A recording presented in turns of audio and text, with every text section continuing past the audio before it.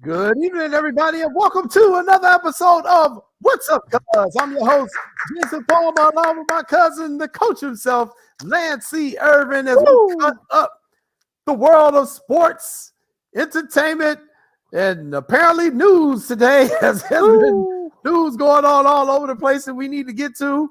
We got the Blackhawks trading a bunch of people for a bunch of draft picks, apparently. That's all your breakdown. That's all you.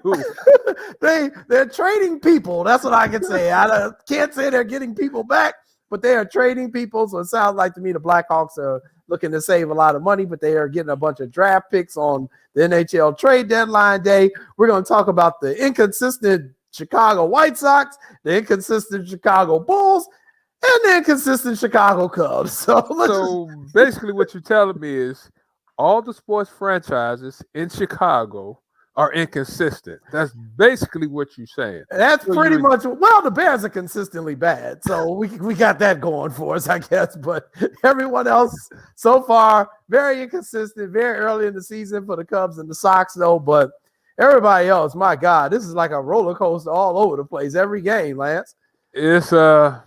It's been tough so far, but like you said, for the Sox and Cubs, they only played like 9 games, so there's no need to panic. But after about 40 games, 50, it's a problem. Right. It'd definitely be a problem. There's a problem. There's a problem. So let's welcome everybody to our show. If this is your first time tuning in to What's Up, Cuz, we welcome you. And we want you to like our show. We know you're watching us out there on YouTube. We know you're watching the YouTube live station. Go ahead and hit the like and subscribe button to that. If you're watching us on our Facebook Live platforms, remember, you can always become interactive with the show and post your comments and questions, because I know Lance Irvin monitors that a lot, and he's got a lot of friends who are watching. So you all go ahead and send us your questions and your comments, and Bio will be putting some of those questions and comments up as well as we go forward. So, please get involved with us. And then, most importantly, download the app. Download that app, that SportsZone Chicago app, where you have access to all the program that we have here on SportsZone Chicago. And there are 3 places you can get our app from. They are the Amazon store, Google Play, and the iTunes store. You're supposed to let me answer that question since you embarrassed me. My fault. See, you're trying to steal it. Good job, man. That's way to go. You're trying to steal it, but I'm getting better. I'm learning from the supposedly best. I don't know. I don't know. But I feel like I'm learning from you because, my questions have gotten a little bit better. I know how to be quiet and let you run with stuff. And I know how to ask my questions and smile when you have some young ladies on, right? Because you try to steal it. You dress all up when we have these young. So Sarah Gordon came on. You was all like, "That's how good." That's how good. You asked the first 20 questions. I couldn't get the word. I couldn't get a question. Soccer. You didn't have any soccer questions, and you know it. I did have a soccer question. Soccer question. I forgot to ask her about her gym shoes. She loves gym shoes. She collects gym shoes, but I asked everything else, though. There you go. So once again, welcome to the show. It's going to be a fun show tonight. And let me tell you who we got coming on tonight. Woo! Oh, we got a good show. So 7 o'clock tonight coming on, we have USA Water Polo Goalkeeper Ashleigh Johnson is joining the show at 7 o'clock. Ashley's going to talk to us about the world of water polo. And she's already won 1 gold medal. She'll be going for her second one coming up at the Olympics later on this year in Tokyo. And then coming up in 7:30, we got your guy. You know this guy real well. You tell him who's coming up at 7:30, Lance. You have bodybuilder extraordinaire, Ayinde Avery.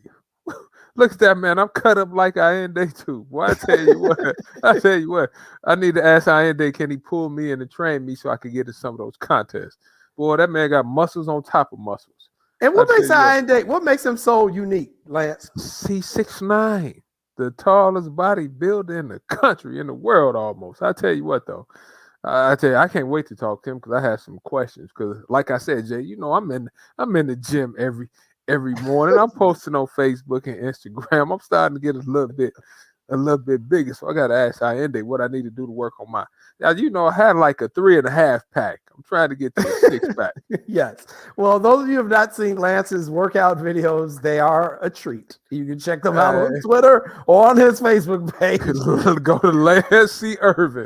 For all you novice weightlifters and y'all want some cardio, follow me at Lance C. Irvin. Instagram, Facebook, all my social media platforms. and Twitter. And also coming up in our first segment, probably about 10 minutes, we're going to have our good buddy Joseph Phillips from the Chicago Crusaders. He's their sports editor. He's going to come on and help us chop up some of these topics that we got going on. So let's get to some of the topics. It's been a pretty busy kind of news day, man. Let's talk about some of these topics, man. All right, so let's start with the Bulls. How about that? You want to go basketball first?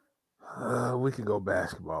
Okay, we'll go basketball first. Our Chicago Bulls, boy, they take one step forward, 2 steps backwards. But you've told me this is a young team, and we just got to brace ourselves for this. But losing to Minnesota, which has won like a dozen games all season, is pretty. This definitely got to be one of the low points of the season, Lance. Go ahead and break it down for me. It's certain teams you can't lose to, right? You have a bad day, but certain games you have to win. It's like certain tournaments where you play AAU, you have to win. Mm-hmm. Certain games, I know I have to win, or I'm really in trouble. But with that being said, though, the thing about the Bulls, Jay, is this: in defense, they're like 21st in the league in defense. It's only 30 teams, 31, 32 teams. Like, they have to get better. That when you lose to Minnesota like that, Jay, they can't. Their defense has been awful. Teams shoot against the Bulls 47%. They're like 23rd in the league. They average 112 on offense. You know how many points they give up? How many? They give up 112. So, of course, your record is going to look like that. So, teams shoot 47% against you. Mm-hmm. You like 23rd in the league in defensive shooting percentage. Your defense is you rated 21st in the league in defense. Man, you scored enough points. You have to stop somebody.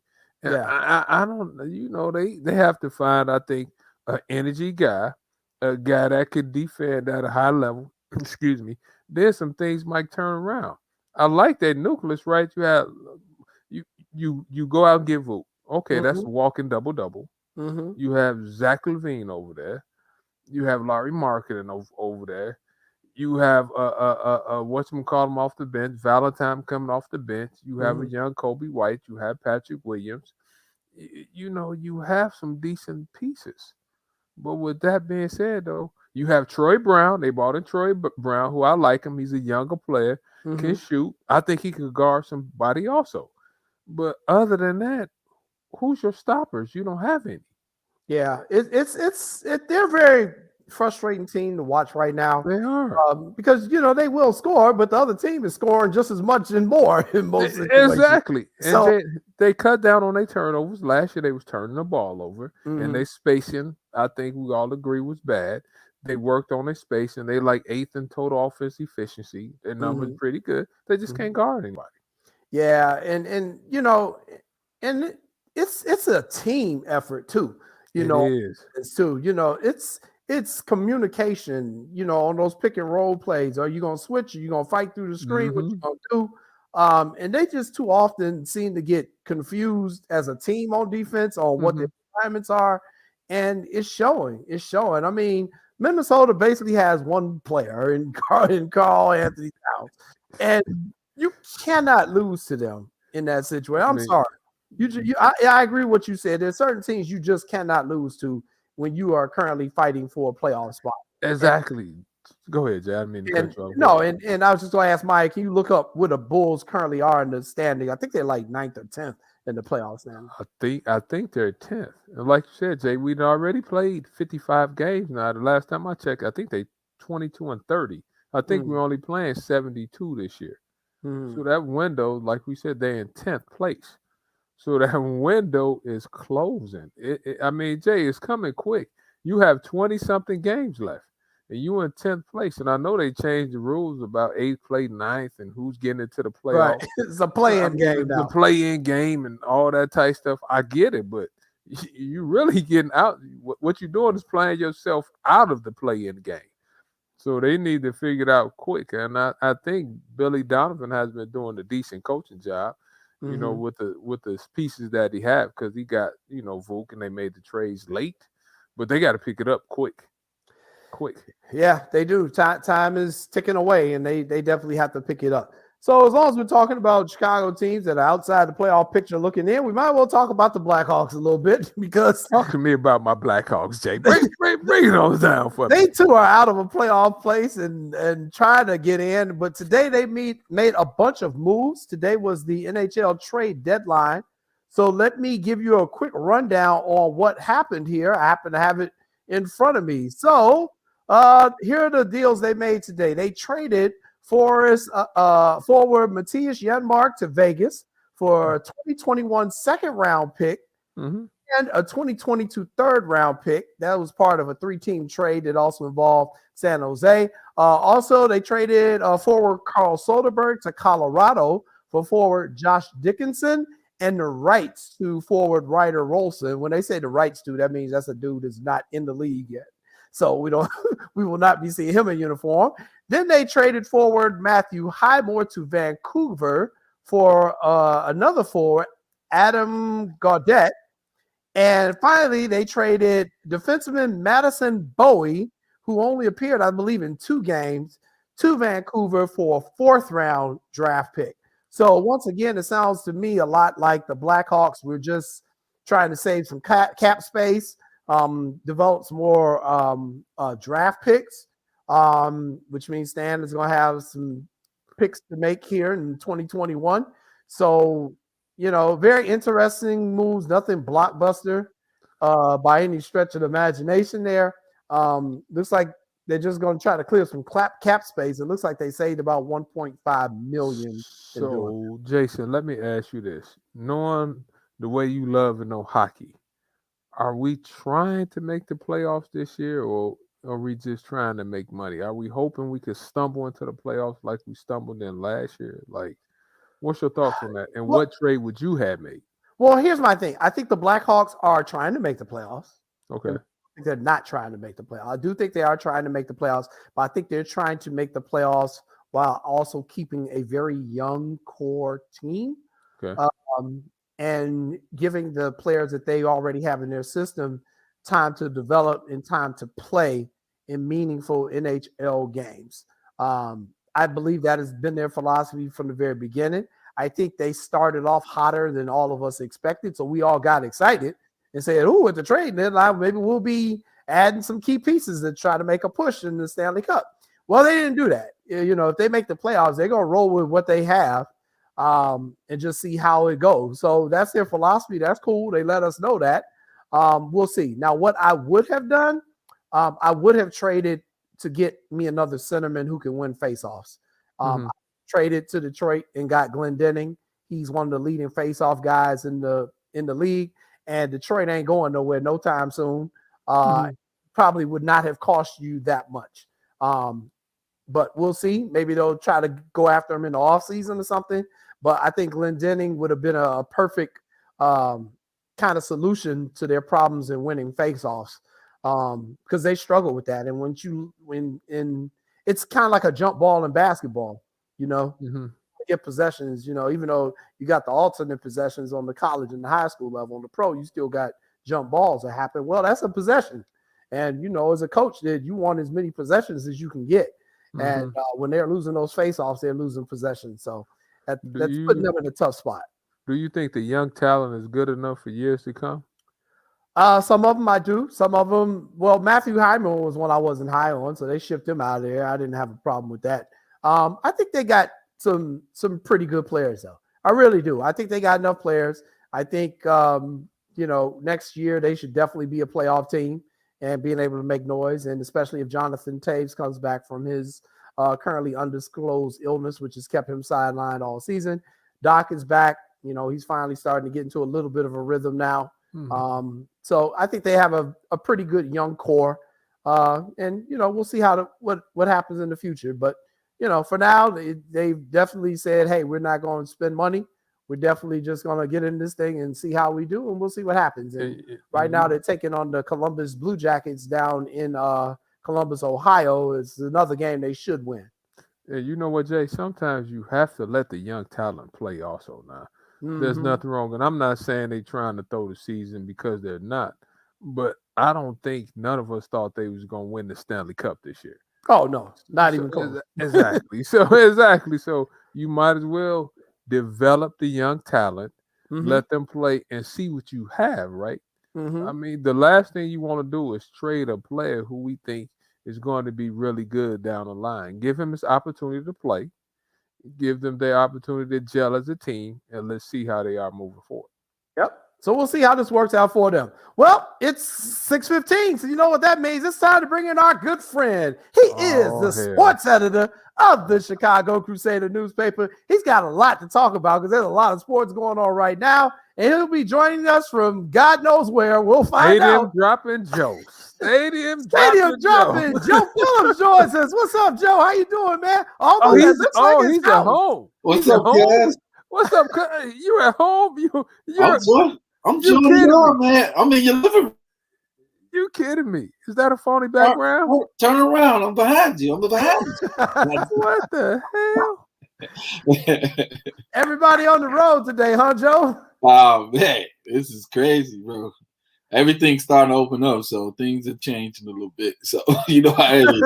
I got you. Joseph, good to have you with us. We were just talking about the Bulls and that loss the other night to Minnesota, and then the Blackhawks today made trades but didn't bring anyone in of really impact. Seems like they were just trying to save some money there. Just your general thoughts on the Bulls since we've last talked to you. Well, the Bulls are lazy, man. Wow. I just want to come out and say it, man. Like, you got the weapons, man. Just use them. Like, they feel that you play hard for one game and then that's it. No. You have to keep this going. You have to sustain it. You can't just, we played our best. Did you see that Brooklyn game? That was 3 games ago. We need you to play like that every game. And if you can't play like that every game, then we need to make some arrangements, and we have to get you out of here. I don't disagree with that, Joseph. I don't disagree with that at all. They're lazy. It's just a lazy thing. Like, they don't want to play hard on every possession. They want to play hard for one game and then take off the next game and then play hard the next game. You can't do that. So, Joseph, let me ask you this. I'm a coach. Call it like it TI is. Who you think is not playing hard? Put a name on it. Oh, man. Where did you start, man? Okay. Put a name out there. All right, so you got a lot of guys, man, all right. So, we want to start with the starters first, okay? I'm noticing out of the starters that they're very gifted, they're very skilled, they're very talented, but they don't want to play defense. And one of the things that we have to understand that we can't just be offensive minded. We have to play both ends of the floor, and that's every night. And I see some guys taking plays off on the defensive end, like not going all in, and then they go hard on the offensive end, then they get set down for 15, 20 minutes. Then you bring in the mistake-prone guys, and then they turn the ball over for 15, 20 minutes. Then it's frustrating because we're not getting effort from both ends of the floor from our 5 starters. Now, Patrick Williams, I'm going to say this to you, man. You cannot have 0 points and 1 rebound ever again, okay? That's a no-no. We need you contributing. Even if you scoring off a tip in, you can't be held to 0 points and 1 rebound against the Timberwolves. That can't happen, okay? So all this baby and stuff, Bulls are under the spotlight, and they got to understand, like, fans are watching, and that was some lazy basketball last night. It's very sloppy, or we can come back, we'll get them when we want to. They the T-Wolves, I'm like, no. You got to treat them like any other team, don't relax against your opponents. You have to finish them off.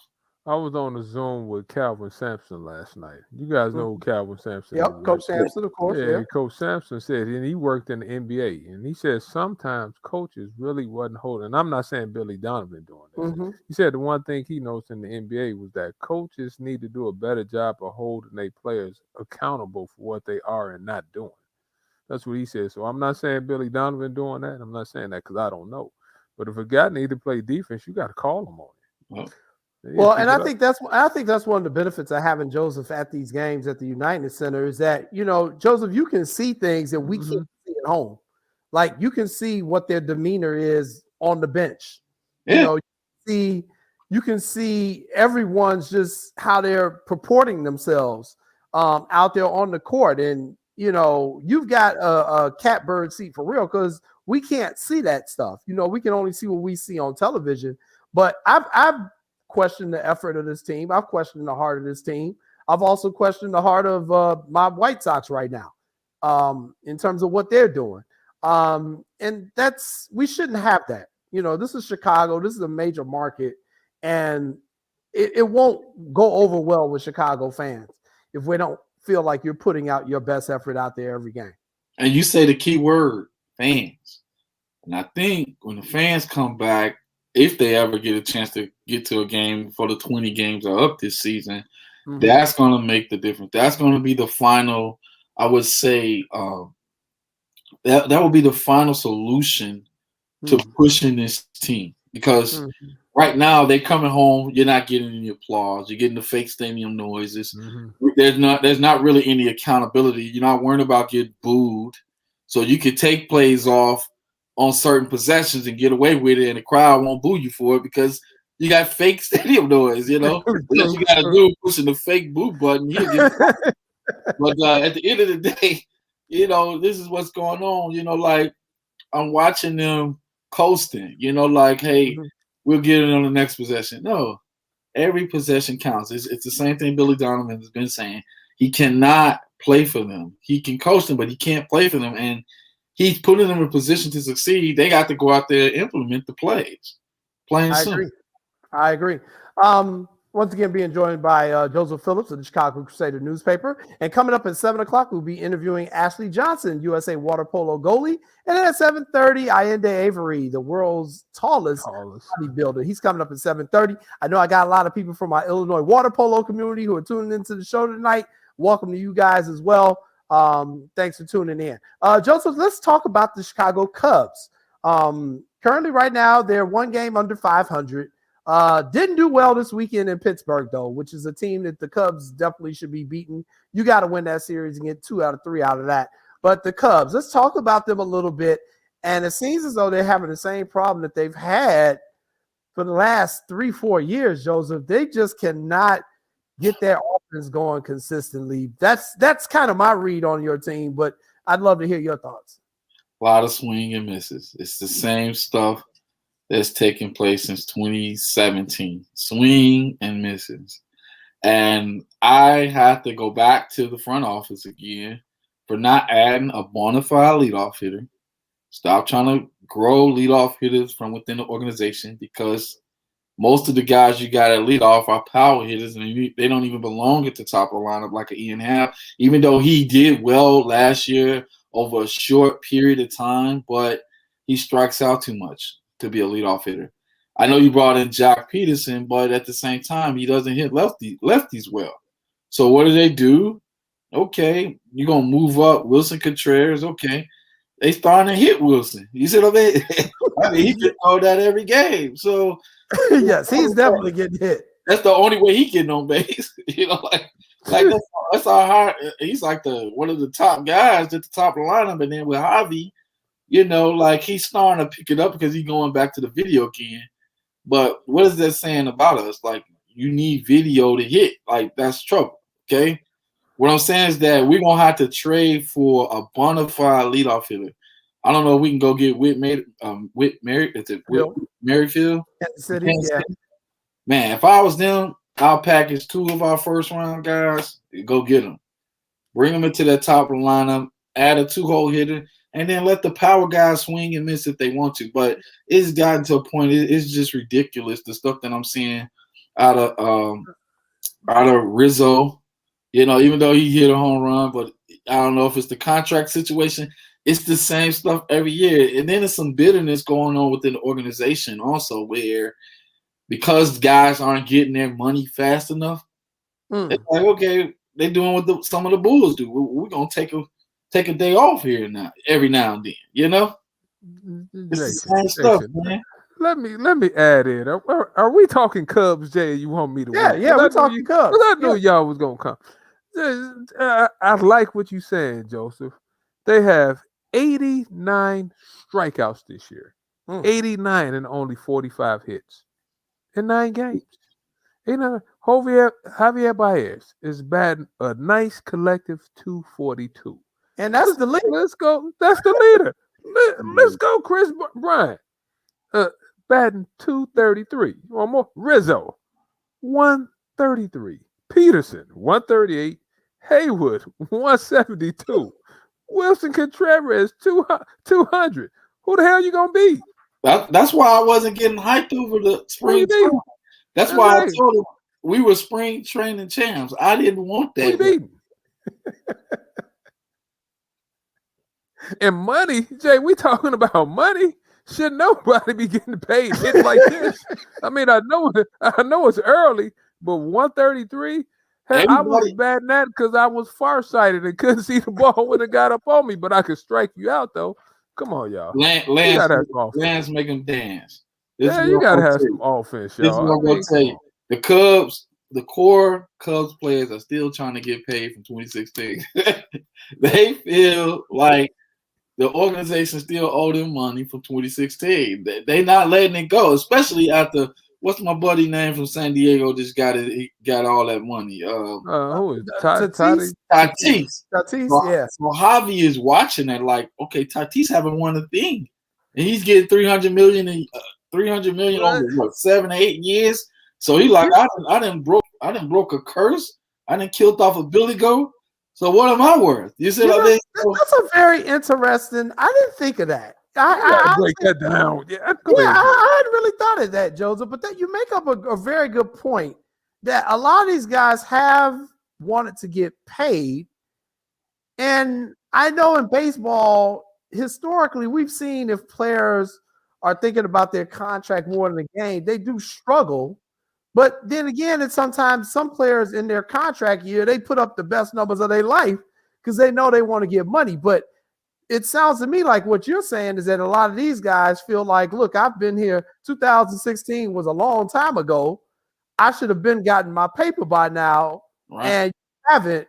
What are you doing? That's a very interesting argument. They said, we delivered. We waiting on you to deliver. Fellas, when you sign, I'm too old school. When you sign your deal, that's the deal you signed.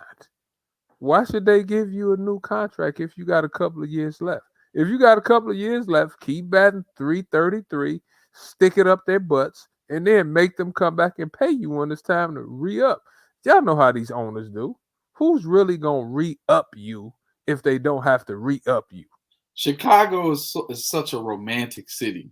Yeah, and you can easily fall into the traps of the aesthetics of Magnificent Mile and the daily neighborhoods, or the invisible segregation that we fall so in love with on a daily basis.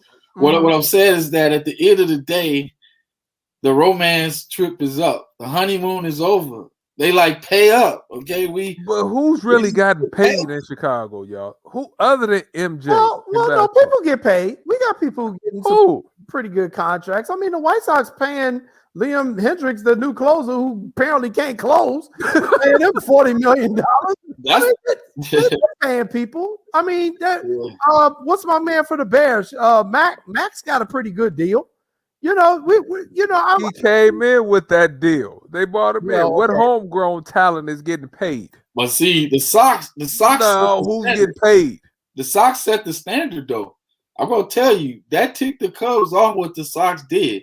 The Sox took care of their guys once they brought them in. It took care of all their international guys. They did. So they set long term. So the Cubs, wait, y'all didn't offer us that. And the Sox played on that, and they smart about that because even with this service time with Chris Bryant, he still ain't got over that. Okay, he's still mad about that.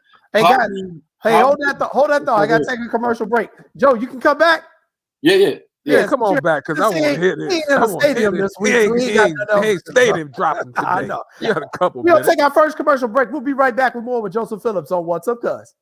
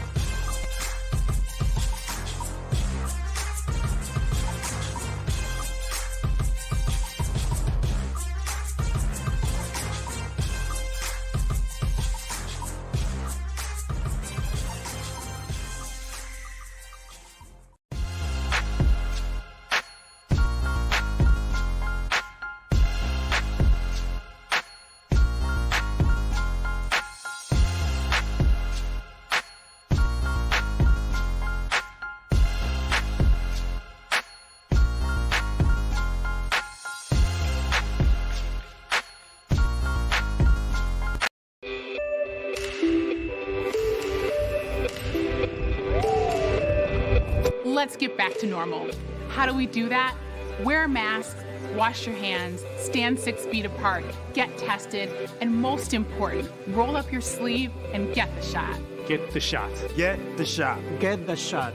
I got the shot. I got the shot. I got the shot. I got the shot. I got the shot. I got the shot, and so should you.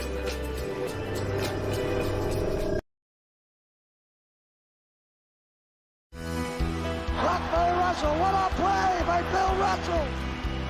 I just arrived to get my COVID shot, and this is one shot I won't block. Gratitude to a great ball club for courageous efforts. No Celtics were harmed during my shot. Let's do this together. To learn more about vaccines, visit cdc.gov. Welcome back, everybody, to What's Up, Cuz. I'm your host, Jason Palmer, along with my cousin, the coach himself, Lancey Irvin, and our good buddy, Joseph Phillips from the Chicago Crusader. He is their sports editor. We also have coming up our jump ball segment where Lance and I will weigh in on a topic and take opposite positions, and we'll let you all determine who wins. And coming up at 7 o'clock is Ashleigh Johnson from USA Water Polo, and at 7:30, Ayinde Avery, the world's tallest bodybuilder. But Joseph, you had some thoughts when we were going to commercial break. Go back to that for me. Yeah, I'm just saying that, like when you have a track record of not paying people on time, then people can't trust you. You see what I mean?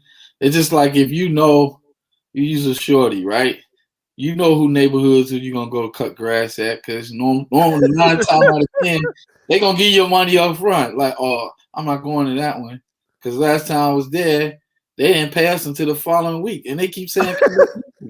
So, Joseph, let me ask you a question. Javier Baez gets paid $11 million a year. How much should he be getting? Oh, Javi, man. Yeah, how much? Man, talk to me. He got at least in that 200 to 300 million range. What per year? I'm talking about if you a friend. Look, the Cubs got a decision to make. Who's going to be their franchise player? Who's going to be the face of their franchise for the next 5 to 10 years? And you got a kid named Christian Hernandez coming up. And guess what? The first thing that came out of his mouth that he said the reason why he signed with the Cubs. What did he say? Javier Baez. Okay? All these young men from Dominican, these top prospects, that's how the Cubs get them. Because Javi is playing for the Cubs. They say they want to play with Javi. Okay? So you telling me? I'm sorry. Go ahead. So you saying Javi should get what? 7 years? What? 250 million? I don't think he deserve any of it. I don't think he deserve any of that type of money. What I'm saying is that this is what he's gonna do. He's gonna use that leverage, and he's gonna try to use that as a negotiation tactic. That's why he's not settling for anything. And the same thing with Rizzo. They tried to lowball him, and what did Rizzo say? I'll talk to you guys after the season. He sure did. How much is Rizzo making? 17 million. Yeah, but that was under a rookie deal. Like a rookie deal is it's like Donald Trump said about the USFL. It's peanuts, okay? So Rizzo End of gets the day. $17 million a year. How much should he be getting in? Well, I'm serious. hey, if you break the largest curse in sports history, how much you think you worth? So he's making 17. Talk to me, Jay. Right. How much should he be getting in? I wouldn't. Well, I do agree with Joseph that they have a decision to make on who's going to be the face of their franchise going forward. I just don't know if they actually have that person on the roster right now. They don't. Because I think Rizzo is a little too old. You know, how many more years does he have left in the tank? That's Brian. Good too. Brian is kind of injury prone and he's ready to move on. Jason Hayward getting $21 million. Right. I think their best right now is to actually do what the White Sox did, just trade your assets and build through prospects. And maybe then you'll find somebody, because what they have right now is not working, man. Their offense is just not working. And the guys who, you know, Javi Baez has got potential, but we've been saying that for the last 2 seasons. He still swings at everything. Right. He still has a high strikeout rate. He's still got great defense, but you're not going to pay a guy $200 million just for great defense. So they got issues, man. You know, I think it could be worked out, but I don't know if they could do it with that current core. I think that ship has sailed, you know, and you can't live in the memories. Well, here's the thing, Jay and Lance. We got Ed Howard coming through the system, okay? You do. All right, so we got those little league Jackie Robinson boys. All right. then we got Christian Hernandez. He's supposed to be projected as the future baby A-Rod. You see what I mean? Like they said that his frame and his bat speed, you know, all the flowery adjectives to describe those things. So my whole thing is this, man, and Brendan Davis.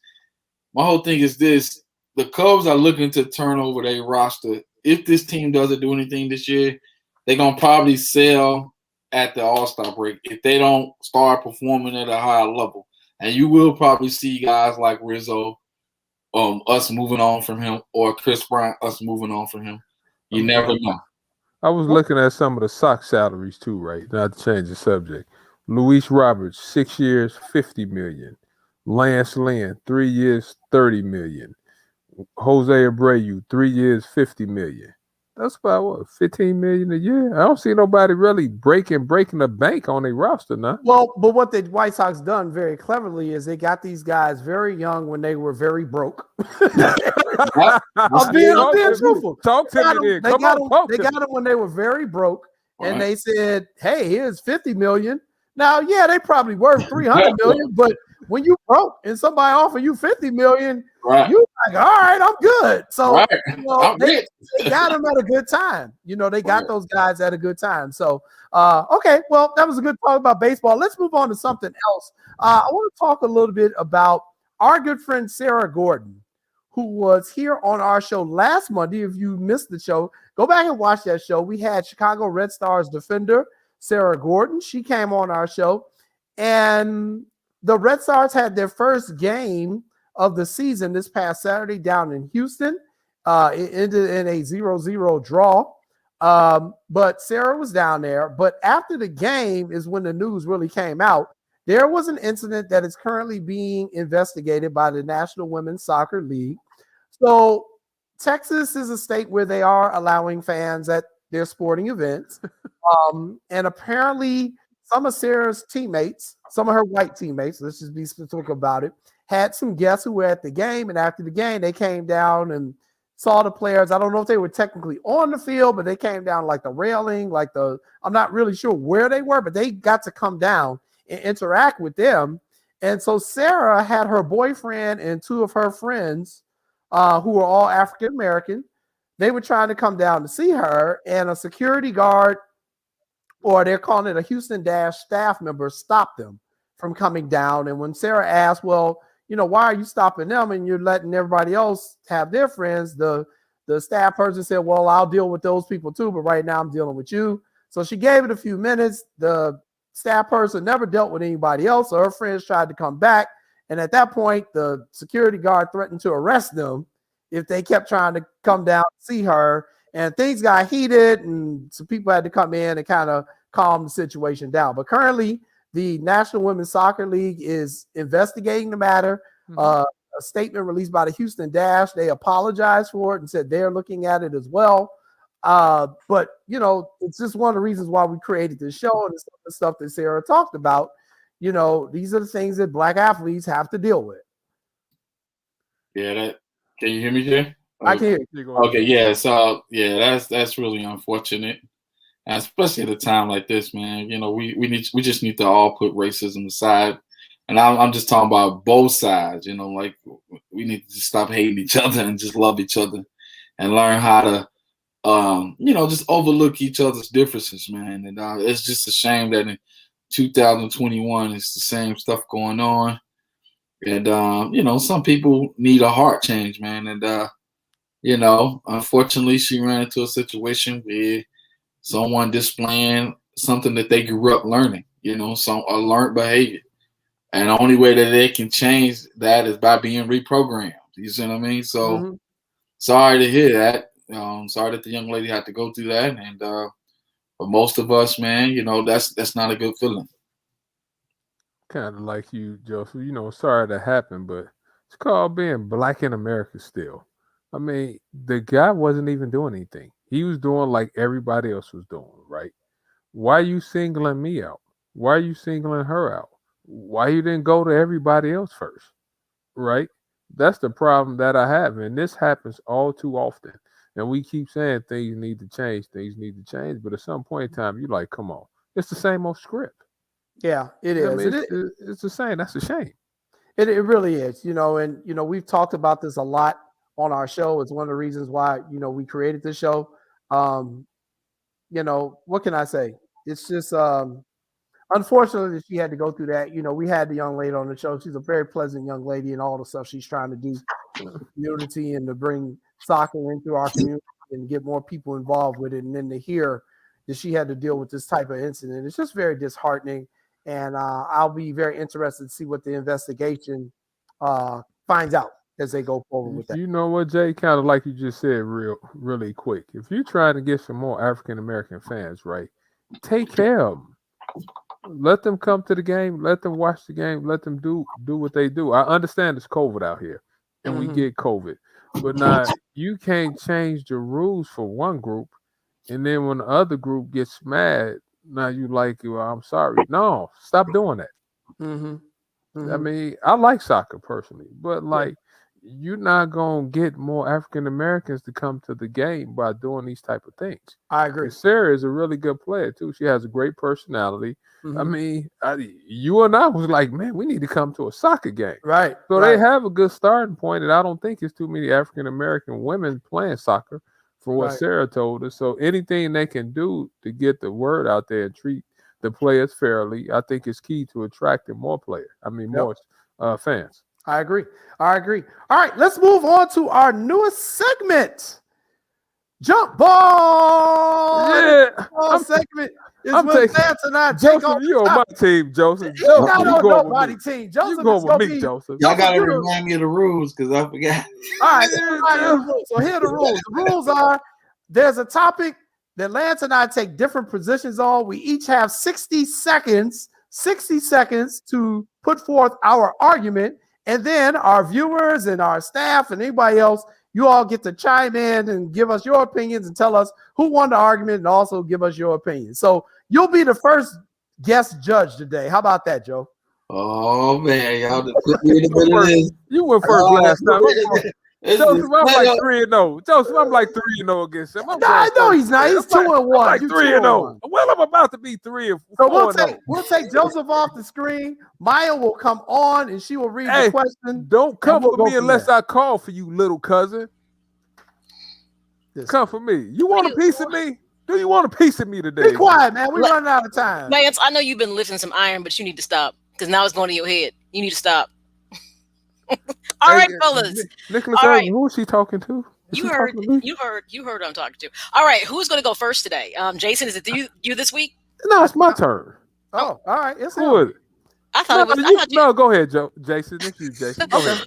Go ahead. All right, so I will read the question. I'll put it up on the screen, and then I will take you off, Jason, and then you'll get 60 seconds. Lance, do you like the new MLB extra inning rule where a player starts on second base with no outs. So that is a question. All right. So Jason is being removed. Lance, your 60 seconds starts now. I'm going for, you know what? I love the new rule. You want to know why I love the new rule? I don't have all day to sit there and watch a 15, 20 inning game. I mean, people don't have 3 hours to watch a baseball game like that. So I love the rule. MLB intent was to speed the game up from what I've been reading and seeing.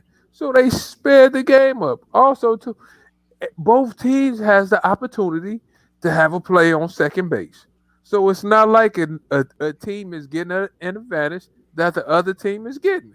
And it brings more fire into the game if you ask me. Now you have a run on second base. Now you have to bring the heat and you really have to concentrate to get the runners out. So with that being said, shorten the game like the fans wanted the game shortened, and I don't think it has a problem with it, right? So now bring your best, little cousin. I'm gonna drop the mic on that. I'm not watching a 3-hour baseball game, please. Your time is up. All right.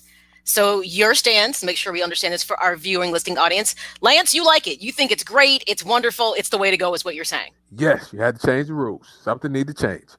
All right. Lance goes off. Let's bring on Jason. All right, Jason. You know the question. Do you like the new MLB extra inning rule where a player starts on second base with no outs? Your time starts now. This is one of the dumbest rules they ever put in the damn game of baseball. So wait a minute. I don't watch 9 innings worth of baseball for 3 hours, and now we're going to give people a runner in scoring position to start the next inning? This is not softball. They took this from the sport of softball. This is not softball. This is baseball. All people are going to do is get the runner on second. The next person is going to bunt. You're going to have a runner on third, and the chances of somebody scoring is going to go up exponentially. This is stupid. This is really stupid. You can at least, if you're going to put the runner on second, make it with 1 out. So that way you at least take away the whole bunt factor. But doing it this way is too easy to score. I do not like this. And baseball was meant to be enjoyed over a period of time. If you want to watch something fast, watch a damn basketball game.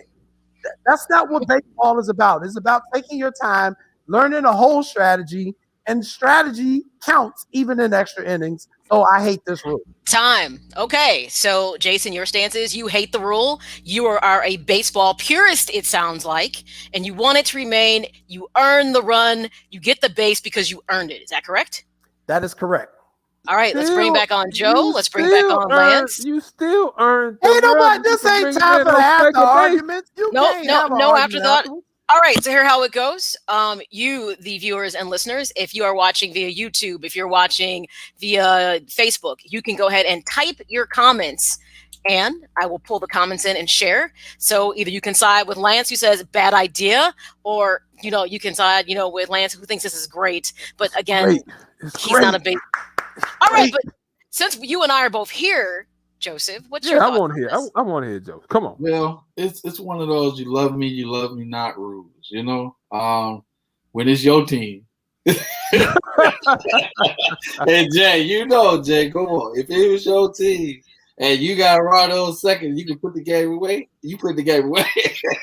And if it ain't your team, then you just burn up third round. So it's one of those rules where it's a love and hate relationship. So I'm gonna give it a tie to Jason and Lance. A tie? A tie? What? Oh, please don't be. Please don't be indecisive. What's wrong with you?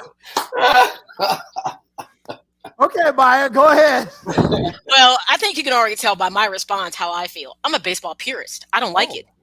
I want you to earn your run. Don't put somebody on second base. Come on. This is not like we're not paying in your JV baseball team where you need to do this. They do this when kids are playing wiffle ball, for God's sakes. So you shouldn't be doing this in baseball. No, absolutely not. Look, worst case scenario, I'd say if nobody can score, then it's a tie. Be like hockey. At the end of the day, if you can't win the shootout, then it's just a tie. And hopefully that doesn't screw you at some point down the road come the playoffs. But I am not okay with putting a man on second base. No, absolutely not. I hate the idea. Hey, Maya, let me ask you this, Maya. If both teams has a runner on second base, what's the problem? Why does like guys great bunners? Lance? Okay, here's the thing. Anyway, these days, here's where mediocrity comes in. Why do you need assistance? Earn your stuff. This is what's wrong. Everybody gets a trophy. Everybody doesn't get second base. Earn it. Earn your base. Earn the win. Earning it. Both teams getting. They're not earning it. They're not earning it. Here's the problem. Get the run in. Lance, the person they're putting on second base is the person who made the last out in the previous inning. Yeah, the league is. That's not his fault. Hey, Maya, I can say this. The league is getting weaker. Because here's the deal. Here's the deal. The pitching, for example, it was a time where back in the 80s, you know this, Lance, you was a Little League World Series participant. I don't know if that was true or not. But Mac was, but go ahead. That was. I played. Mac was, but Irvin played. You know how pitchers back in the day used to go 9 innings. Now you're going 5, 6 innings, and then the relief pitcher come in, then you got a closer to come in. So guys don't have the endurance as they used to. So, yes, the game is getting weaker, and people are getting less patient with the game. That's why I said. Okay, and here's how this also could be advantageous, totally like by circumstance. Let's say you put the guy on second, but you ended the last inning and the person at bat, let's say, is a power bat, and let's say they hit a home run, or let's say they hit a double or something. Well, guess what? That person now scored because the best person was in the lineup. But let's just say on your side, let's just say you're not in the best place in your lineup, but you're putting people on base, but you don't. No, I don't like it. I don't like it. Work for what's yours. Don't give anybody anything. So, Maya, let me ask you, you and Jason issue. Was not Major League Baseball, are they not trying to speed the game up? But here's the thing. Who are you? If we had less people who had ADHD and ADD, they could sit down and watch the damn game. Look, my thing is this. Either you love baseball or you don't. I love baseball. I can watch every pitch, every moment. I can listen to it on the radio, for God's sakes. It is my sport. I don't need you to speed it up. You know what? To me, watching golf is like watching paint dry. Now, that's something that's torture to me, but I don't expect for you to go ahead and change the game because I feel that way. So, Maya, why is Major League Baseball trying to do it then? Why do they want to speed the game up? You know, here's the problem. We put too many things like replay in, other things that have really pulled the game and made it longer than necessary. Look, either trust in your umps and you go with what they call pitches and strikes. If that's the case, get rid of them, put pitch tracks back there so it can be accurate as all get out. But that takes away from the essence of the game. Replay alone can stretch a game out more than necessary. Yes, it can. I agree. I agree. But here's the thing. Lance, I don't know why they're worried about how long the game is. Baseball is the sport that's played without a clock. Basketball has a clock. Football has a clock. We got a pitcher's clock. Get that. Right. Hockey got a clock. Yeah. And they added a dumb pitcher's clock, but they didn't need a clock. It's just the game isn't designed for that. Baseball and softball are not designed for that. Either you can, and you don't have to watch the whole game. If you don't want to watch the whole game. My wife can't stand baseball because it takes too long. It doesn't appeal to her. So when we go to the game, she brings a book. She walks around and shops. She drinks a beer. That's how she enjoys a baseball game. You just said it takes too long for her. For her, it does. Because she's not a baseball person. Exactly. So here's the thing. If we're weeding out the non-baseball people, then so be it. Let's weed them out. Let's not taint the game because we have people who have short attention spans or they drink too much and they can't make it into the game. But Maya, do you think it's more pressure with a runner on second for an average pitcher? Oh, absolutely. It changes a lot of things because, like I said, it really depends on where that team ended in their lineup. Mm-hmm. But Theo Epstein is coming. Go ahead, Joe. Theo Epstein is coming to say today. So when you get into that front office, you're gonna see a lot of changes. Trust me. I'm gonna tell you something. I would only be okay with this if you said, unless this is part of the rule and I don't know it, you get a runner on second. But because this is extra innings, I'm going to allow you to shuffle your lineup if you see fit. Raw, that's nice. Now, if you tell me we do that, now we cooking with gas because that's a little different. But you just putting whoever on second in the middle of wherever I'm in my lineup may not be advantageous for me. But if you tell me since it's extra innings, I will let you make adjustments to your lineup. Okay. Well, and here's the other thing, Maya. You know, that guy who was on second, he's getting charged to the pitcher who got him out technically. They charged that run to him. Hey, that guy can have no hits through the whole game and get on second and win. Right. I mean, that makes this whole rule is goofy as hell. It doesn't make sense from a statistical standpoint. It doesn't. So you guys saying they shouldn't did anything to the game. Just leave the game alone. Y'all know people starving to make changes. I didn't like replay. I think that needs to be scaled back. Yeah, I agree. Yeah.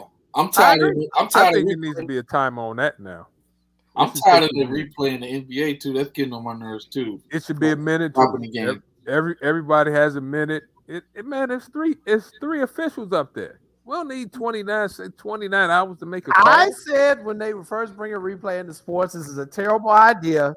This is the generation of, we've got to have everything perfect. Look, in life, you don't get no damn instant replay. There are things you wish you did differently. It's called learning and wisdom. You don't need to go back and do it again. So, if that was the case, we could all go back and ask another person out on prom who we really wanted to. Okay, I don't know what you missed, but I ain't going back that far. I got a couple things to clean up way after that. So no, I'm good on that one. I'm just saying, if I'm getting some replays, I can care less about prom. Dude, I mean, I got some other stuff to fix. But it's just the whole point of this is like sports are becoming too watered down, appeasement, and it's just baseball is what it is. People like going, but if you can't watch it, then just don't watch it or show up. Like for instance, you might be like in football. Half the time, people are like, "I'll come after halftime," because that's when the real game starts. Yeah. Or people watch basketball sometimes after halftime. In the fourth quarter, hell. Right, because that can be a shift that easy. Because we see a lot of sports have that kind of momentum move. So some people are like, "I'm not going to be there at the beginning. I'll just come towards the end because that's where the real game is played out." But it's. For instance, I'm going to say, like, and Jason, I heard you kind of earlier talking about the White Sox. Now, granted, I'm not happy with their start, but here's what we have to keep in mind. And this is where a rule could be awful. First of all, I'm not really big about Madrigal, and that's probably not going to change for me. Me either. Go ahead. But I have some suspicions about that, so I'm going to let it sit there. Nikki two strikes? Yeah, we don't like him. But go ahead. I didn't say I didn't like him. He's just not in my circle of trust. But here's the problem with a rule like that with the current Sox lineup, because you've got like people like Collins there was some stuff that wasn't good, not good in regard to hitting. You're seeing Tim being out. You're seeing the effects of him not being in the lineup. Mm-hmm. So a situation where like you go into extra innings and you don't have your best players in that lineup, that can be detrimental to you. And not having Eloy too. And Eloy, I mean, now remember that question we had a couple weeks ago, the jump ball, like who was the biggest liability? It was Eloy or was it marketing? I was like, we're gonna miss Eloy, but here's the thing: I didn't bank on other people being injured. Yeah. Now we miss him a whole lot. Yeah. I mean, it's a good topic. I understand where you're coming from, Lance, because there are a lot of people who think like you and say, look, it's just too long. And I'll say the game has gotten longer since I started watching as a kid, but I think Maya makes the point on why that is. It's because of the instant replay. Well, you know what? And let me go somewhere else. It's also because these jokers step out of the batter's box after every damn pitch. Yeah, that is very aggravating. I need somebody to investigate the Wilson Contreras hitting scandal. They keep hitting them in the head and in the chest and the shoulder. What's going on with that? Well, Lance, I'm firm. I'm on Jason's side because what you dropping, I ain't picking up. So the bottom line is that I don't like him on second base. I don't like it. I don't like laughing it. At that.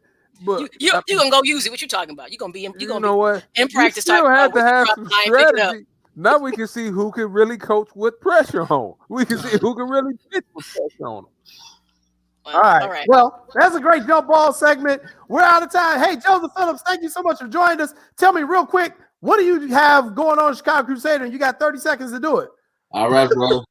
I got a big feature story coming out this week on J.J. Taylor. Just talking about, the pedigree that he come from with his brother, Marcus. Is it Marcus Taylor? Marcus Taylor, I think. I'm trying to get it wrong. In addition to he has another brother that played for Michigan State, I believe. Just talk about how he comes from a pedigree of athletes, and eventually he's going to be one of the top players in the nation in 2023. Okay. So I just talk about that a little bit, and then the Cubs, Sox, as you know, then the Bulls keep blowing games, and last but not least, Home Depot today partnered with the East Side Little League team. And they help refurbish their field on the east side. So sounds good. Great story. Check Joseph out at ChicagoCrusader.com. We are coming back with Ashleigh Johnson of USA Water Polo. You're watching What's Up, Cuz. Right now, the COVID-19 vaccines are available to millions of Americans. Right now, the COVID-19 vaccines are available to millions of Americans, and soon they will be available to everyone. This vaccine means hope. It will protect you and those you love from this dangerous and deadly disease. I want to go back to work and I want to be able to move around. To visit with Michelle's mom, to hug her and see her on her birthday. You know what I'm really looking forward to is going to opening day in Texas Ranger Stadium with a full stadium. We've lost enough people and we've suffered enough damage. In order to get rid of this pandemic, it's important for our fellow citizens to get vaccinated. I'm getting vaccinated because we want this pandemic to end as soon as possible. So we urge you to get vaccinated when it's available to you. So roll up your sleeve and do your part. This is our shot. Now it's up to you. Autism is a spectrum disorder. This means it affects each and every person differently. People with autism explore the world in unique ways. It's time to start seeing autism from a new perspective. I'm Megan Sinisi, Miss Central Pennsylvania, asking you to pledge to be an acceptance ambassador today at FromANewPerspective.org. With your help, we can inspire a community of inclusion for the 3.5 million Americans living with autism. Accept, respect, and power.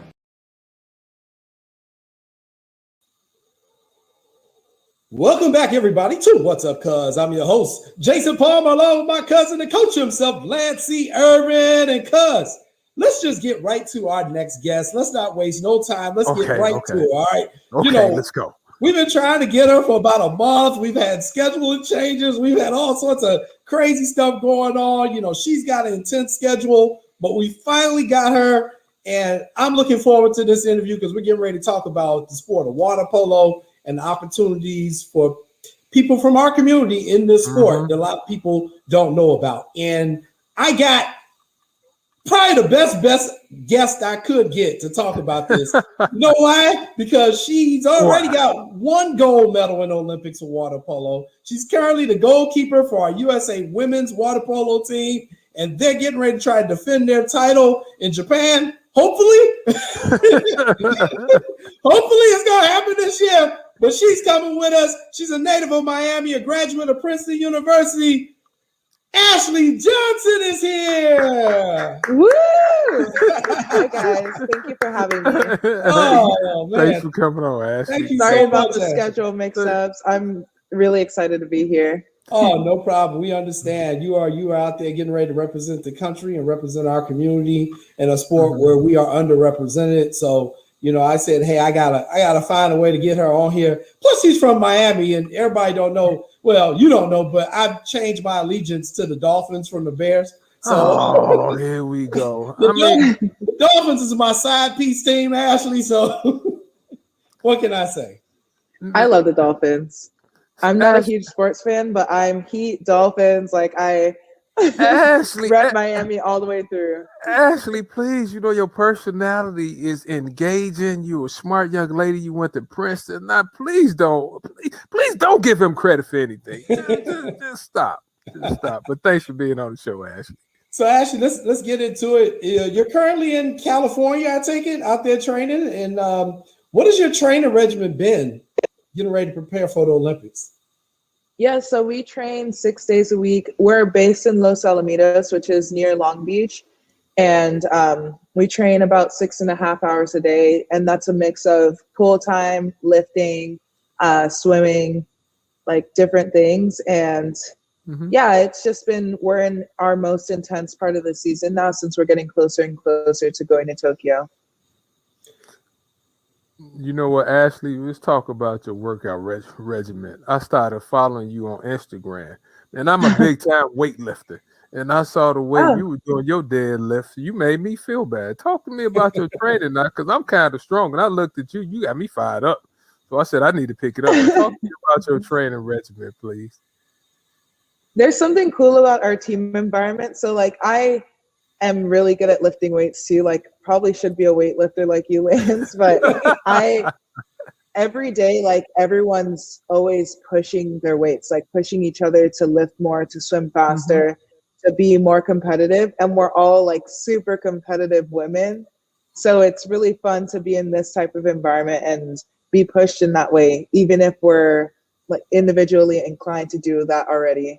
But yeah, we do Olympic lifting. We do heavy lifts like deadlifts and overhead squats and squats and stuff, like just generally squats. But in the pool, we're also doing heavy legs, working on our shoulders and passing. We pass for at least 30 minutes a day. And that's not touching the bottom, treading, moving our legs, and just like moving around, passing the ball. And it's just really tedious, but builds the right skills.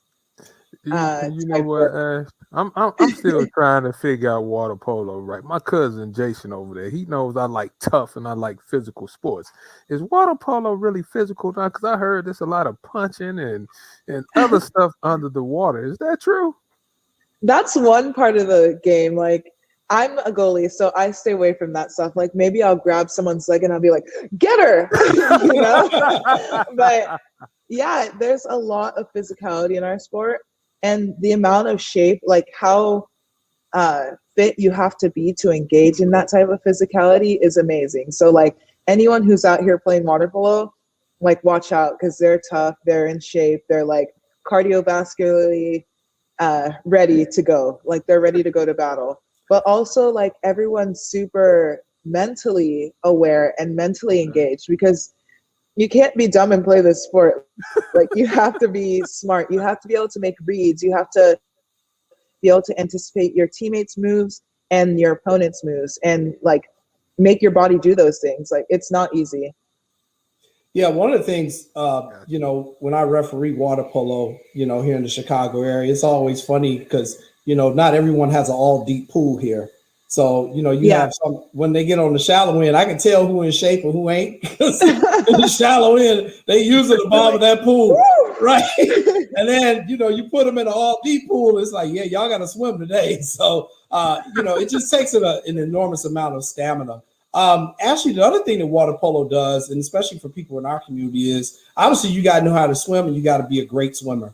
Growing up in Miami, how old were you when you first learned how to swim, and then what really got you into water polo? I was 9. No, I started learning to swim when I was 6 and got into swimming and water polo when I was 9. And I actually learned to swim because I grew up with a pool in my backyard, which was really fortunate. My mom would leave home every day and have a nightmare that we were all drowned in the pool if she called and we didn't pick up. She would call like 12 times a day. She was a home visit nurse. So that pushed her to get us swim lessons. And we were taught by this Jamaican Olympian who was like my biggest inspiration growing up. But she like taught us all the basics. And then when we got past like the basics, she was like, you should put them in a swim program. And I have 4 siblings. So with 5 of us, it was like kind of a no-brainer. And then we went into that swim program, which happened to have water polo. And water polo was so much more engaging than swimming. And swimmers hate to hear that. But Jason, you know, water polo is so much fun, so social, so dynamic, and it just stuck. Yeah, it's such a beautiful culture. I think each sport has its culture, and water polo people are some of the coolest people I've ever been around. Now, you mentioned your sister. Your sister plays too, right? Yeah, all of my siblings play, but my sister has played closely with me through my whole career. We grew up in age group swimming and water polo together. We went to high school together and played water polo there, and then college. Now I got to ask you, down in Miami, when you all play, do you play outside or do you play indoors? We play outside. There was one big indoor pool, but we played mostly outside. So when I first became a water polo referee, I was reading the rule book and it was like, when outside, I'm like, outside? Who the hell is playing outside? Because we're in Chicago and our season is out, and it's like 30 degrees outside. So I'm like, who's playing outside? And they were like, Jason, the book is for everybody. It's for California and all that. So now which one do you prefer? Do you prefer playing in an outdoor pool or do you prefer playing in indoor pools? I actually prefer playing in an indoor pool.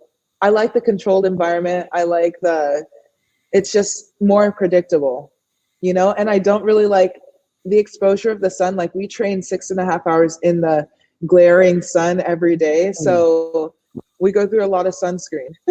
It's just really nice to be able to have that control. You know what, Ashley, you were the first African American to make the Olympic team in water polo and play. Do you have any pressure thinking that you have to take up for the whole African American community because you were the first one to play? Yeah, that's a good question. I feel that pressure for sure now, but when I was younger, it was a pressure that I didn't really understand and that I kind of rejected. Like people who saw me coming up in this sport and saw my potential before I did were telling me who I was before I thought they knew me, which was jarring as like a 14-year-old, 16-year-old, 18-year-old. I didn't really understand why it was so important that I stay on this track that I was. I just wanted to play water polo and have fun. But as I kept getting asked the same questions in interviews, and like I kept seeing the same kind of articles being written about me, and I was like, okay, these are the questions I'm being asked. This is how I'm answering them. Like, let me put a little bit more effort into understanding the context of how I fit into this. Like, why is this my story? Let me understand this so that I can like speak on it and see my role in it. Because like people can tell you all the things they want to tell you, but until you own that and understand it, you can't really, it's not really yours. So I wanted to take the time to understand the history of people of color and Black people in particular in aquatics in America so that I could understand what people were seeing in me. What were the little girls and little boys who were looking up to me and seeing me seeing? And what were their parents seeing in our history? Yeah, I know the other thing, Ashley, here in Chicago, as I've told you before, we've got over 35 water polo programs in our Chicago public schools. And that's for both boys and girls. And and many of those players are from our community. You know, a lot of time they're first time being introduced to the sport. As you travel the country, have you been able to just meet up with other teams that have a lot of African Americans on them in any other cities? With the national team, we mostly travel internationally. So the only Black people I see are the random one Black person who lives in Hungary who plays water polo, or like I don't see a lot of color on any of these teams. It's just not the norm. And it's kind of the same in America. Like I need to come out to Chicago because like I'm here to inspire those kids. I'm here to show the possibility of what we can do in this sport. And I know how much, and you all know how much water polo can bring, how much opportunity there is here. And yeah, there's not many of us. And like a lot of people don't understand why. And the people who are in water polo, like actually recently with the development of the Alliance, do you guys know the Alliance for Diversity and Equity in Water Polo? No, please go ahead. With the development of that, like it hasn't precipitated much change. Like there's a lot of change coming in the future, but the biggest change that I've seen is that people who have been the only one in these predominantly white spaces, like something like water polo, have been able to tell and share their stories, you know, and be heard and be listened to and be accepted, and like create this group where in a sport that's predominantly white, you kind of had to reject your Blackness because the sport rejected it first, and you kind of have to fit in because otherwise you're just like standing out and having to tell this whole history of like, oh, why don't Black people swim, you know? Like that's really hard as a young person. That's really hard. And it's not really your responsibility to explain to every single person that you meet, like why you're there, like overcoming the stories that they already have about you. Like it's really hard. So creating this space in water polo to talk and just be open has been really, really cool. You know what, Ashley? See, you so well spoken. That's why you're my new favorite athlete. Like I'm feeling you. Let me ask you this. Most of the time in the sports that we are underrepresented, I feel like it's the cost. Is it a high cost to play water polo? Because my daughter plays volleyball, and volleyball can cost. Talk to me about what it costs and what it takes to play in water polo. So the cost of water polo is a big thing. There has to be 2 goals, swimsuits, balls. You have to be able to travel. Water polo is primarily in California. So if you're getting really good exposure to coaches and competition, like just being in one place isn't really going to build your game. But then past that, like the biggest barrier to entry is knowing how to swim. Like knowing how to swim and having access to pools. And that just hasn't, there have been little movements to account for that, but the disparity between white and black children being able to swim is still so huge in the US. And being able to overcome that barrier in the first, like as a first step is, I think, the most important acknowledgement that needs to be made. It's not like an expensive sport like lacrosse or ice hockey. Like we're not lugging around a bunch of equipment, but getting over that barrier of stereotypes and learning to swim, like being told that you shouldn't be in this space, that's a huge barrier. And the opportunity cost between not learning how to swim, like even if you were never going to play water polo, getting to swim is a life-saving skill. Yes. Being able to swim could save your life. So just opening that lane of access to aquatics and aquatic sport is, I think there are endless opportunities there. So you're 6'1", and I'm starting to learn the sport. Is that the right size to be a goalie? Because I'm trying to figure out, you're nice and you look physical. Why goalie? And I love your instincts. Like I saw some clips of you in the goal. I was like, woo, you here, there, all over the place. I was like, I like that. But why goalie, Ashleigh? I actually got into goal. It's a funny story. I'm really competitive, and I was especially competitive with my sister and my siblings growing up. My sister was in goal first for like a few weeks, and then I was like, I could do that. So I got in goal. I got in goal, and it just stuck. Like no one really wanted to be goalie, but I was like eager because I was competitive. But I really love being a goalkeeper, and any goalie loves being a goalkeeper because you do get the chance to be competitive in every play. And if you watch, like you've seen my game clips, like I'm constantly talking, I'm tied to the defense, like I'm an anchor for my teammates between what's going on, and I'm just like making reads, it's really fun. And the thing is, a lot of people don't understand is that while it's primarily a defensive position, when you make a save and you all go on the counter attack, you now become offensive. You start the offense, you're almost like a quarterback in football. Exactly. Like I'm reading out what the next thing is going to happen on offense. I'm like, okay, center's going down. We're going to get a man up or something like that. It's very similar to basketball for anyone who's listening that doesn't really, can't really picture it, but we have breakaways. We have like things that are needed to be read in a counterattack, and it's just really fun. Everyone's doing multiple jobs in the water, which is amazing. Ashleigh, obviously the Olympics last year got postponed. What was that like for you when you found out that news, and what are you looking forward to the most coming up here in Tokyo, hopefully in 2021? It was hard. It was really hard getting the news about the postponement because we were all, like my team was ready to go. We were getting in that physical space. Like physically, I was at the peak of my game.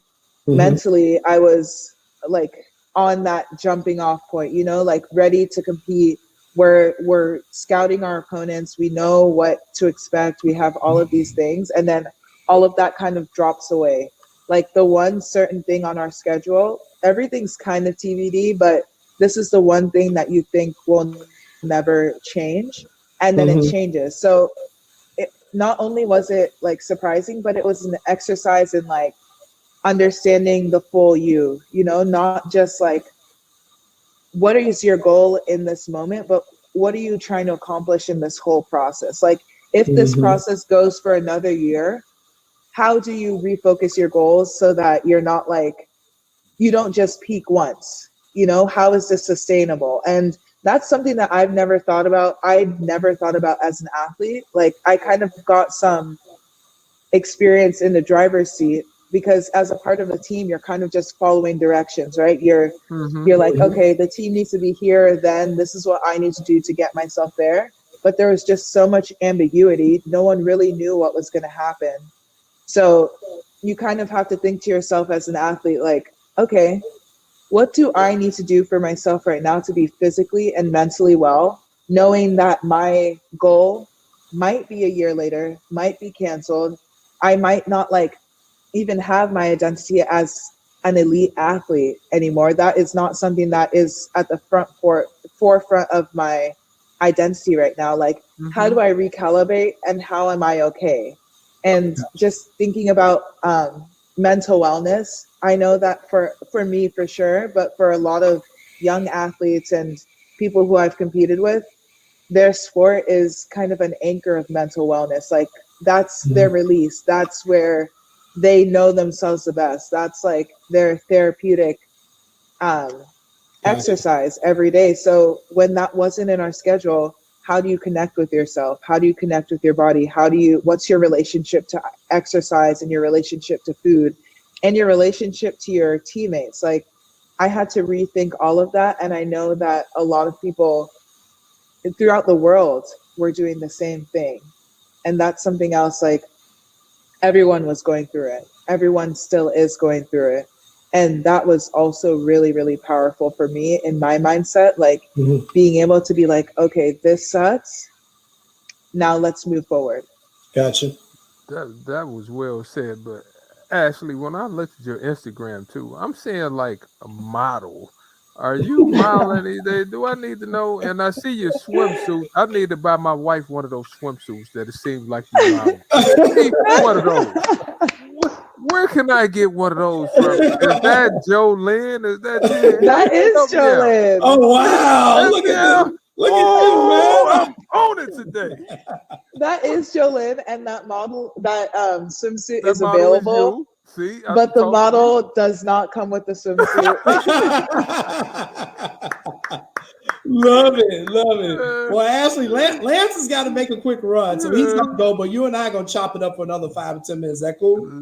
Oh, that's perfectly fine. Okay. Let me say this, Ashleigh. I'm like your new fan now. Your personality, your energy, effort, keep it up. I'm a water polo fan now, and I'm buying my wife one of the sweatsuits. As long as you sign it, so I'm gonna buy it. I'm gonna find out where you are, and I'm gonna send it to you. All right, thank you. All right. Thanks, Lance. Thank you.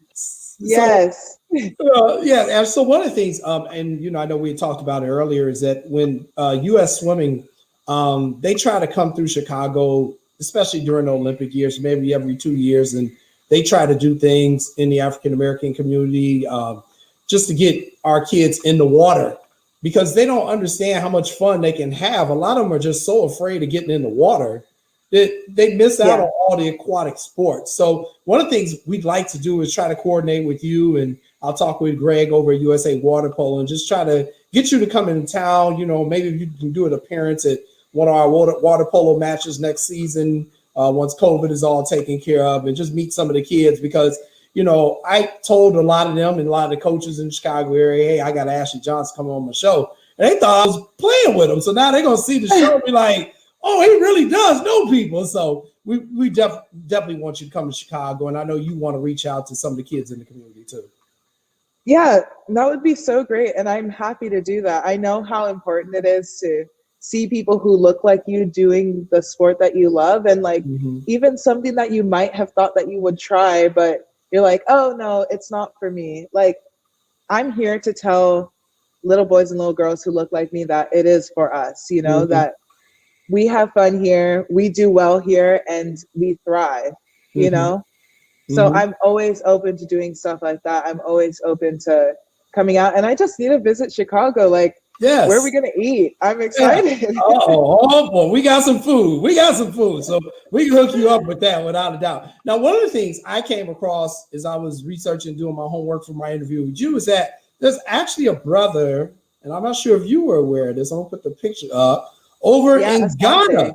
Ante, okay, so you do know him. And so Ante is bringing water polo over to Ghana, and we can see that this is recent because everyone is wearing their masks to protect from COVID, but he's over there trying to introduce the sport in Ghana.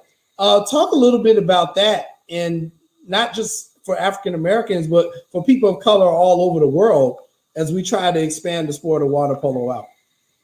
Yeah, so I think what he's doing is really important. It's amazing that he like has that connection and is willing to like push forward, because moving across the globe is a huge thing, and doing it in the interest of spreading this sport that has brought him so much opportunity, has brought all of us so much opportunity, is really amazing. And I've been following along on his journey. I've looked at his Instagram, it's all of his updates, and it's really incredible. Like, all of these kids are so driven and so excited to like be introduced to the sport of water polo, or to even get some really cool coaching different than what they've experienced in their careers, however long it's been so far. And I think that's just amazing. That's also another place that I need to get out to, because like the amount of enthusiasm they have seeing someone who's so passionate and driven about this sport that can do so much for them is amazing. And then globally, looking at water polo internationally, like Africa as a continent is somewhere that water polo hasn't really touched. Like water polo isn't very deep there. And there's just amazing opportunity to like bring the best players from Africa and bring out that talent and bring it to compete on a global stage. Like, there is so much opportunity to grow the sport, but also to enhance and showcase that talent that we all know exists there, that water polo hasn't been able to been exposed to yet. Right. And you know, for me, Ashleigh, you know, I'm one of a few handful of African-American water polo referees here in Illinois. It's only about 100 of us, period, throughout the state, and maybe 10 less that are African-American. And, you know, I didn't know anything about water polo. I just know that they needed refs. I had ref basketball and volleyball, and they were like, look, we'll train you. We just need people because we're getting so many teams. We need people to be there. Otherwise, you're not going to have a game. So I've been doing it 10 years, and I really love it. So there are opportunities also on the officiating side. Let's talk a little bit about the team in these last 5 minutes. You all are always, you know, at the top of the world, and which means everybody is gunning for you as well. What do you think are your chances this year of coming back and defending that title? And who do you see as kind of like some of the teams you're really going to have to compete against in the Olympics? First of all, I'm going to bring it back to you, refing, because you're amazing. Like, refs are doing work, you know, like you are out there, you are what supports our sport, you keep it going. And I'm just really grateful that you are stepping up to ref where reffing is needed, because that's really incredible. Yeah, thank you. And then you're welcome. And then our team is looking good. It's like I said, our environment right now is super competitive, super motivated, very driven. And that's what I like to see around now. Like, that's really, really good. Everyone's stepping up and kind of finding their roles. It's a little bit different this quad because we haven't been traveling, you know. Usually we're traveling maybe once every 2 weeks to Europe or to Russia or to Asia, to China or various parts of the world, getting to see our opponents, getting to compete and getting to kind of scout, watch video, experience different shots, like get that competitive fire that doesn't just come from competing against ourselves and like training really hard and being yelled at by our coach. Like, there's another level that we get to when we train against others that's really important in Olympic preparation that hopefully we're going to get in the next few weeks and start to build on, but that we haven't been able to see. But we've been doing our best training here at home and finding, like the other day we scrimmaged high school boys, which was really interesting. Like, that's what I grew up playing co-ed water polo. So I was like, okay, let's go, like bring it, like come on. And like first shot, someone shoots it straight in my face, and I'm like, all right, that's exactly. Gotcha. But it's good. It's really good. Like, I feel that we're in a good competitive space, and it's only going to keep going up from here. Let me ask you about just travel, because that's another thing that when you participate in sports, especially on your level, you get to travel all over the world. Just what have been some of your favorite places that you've been to so far?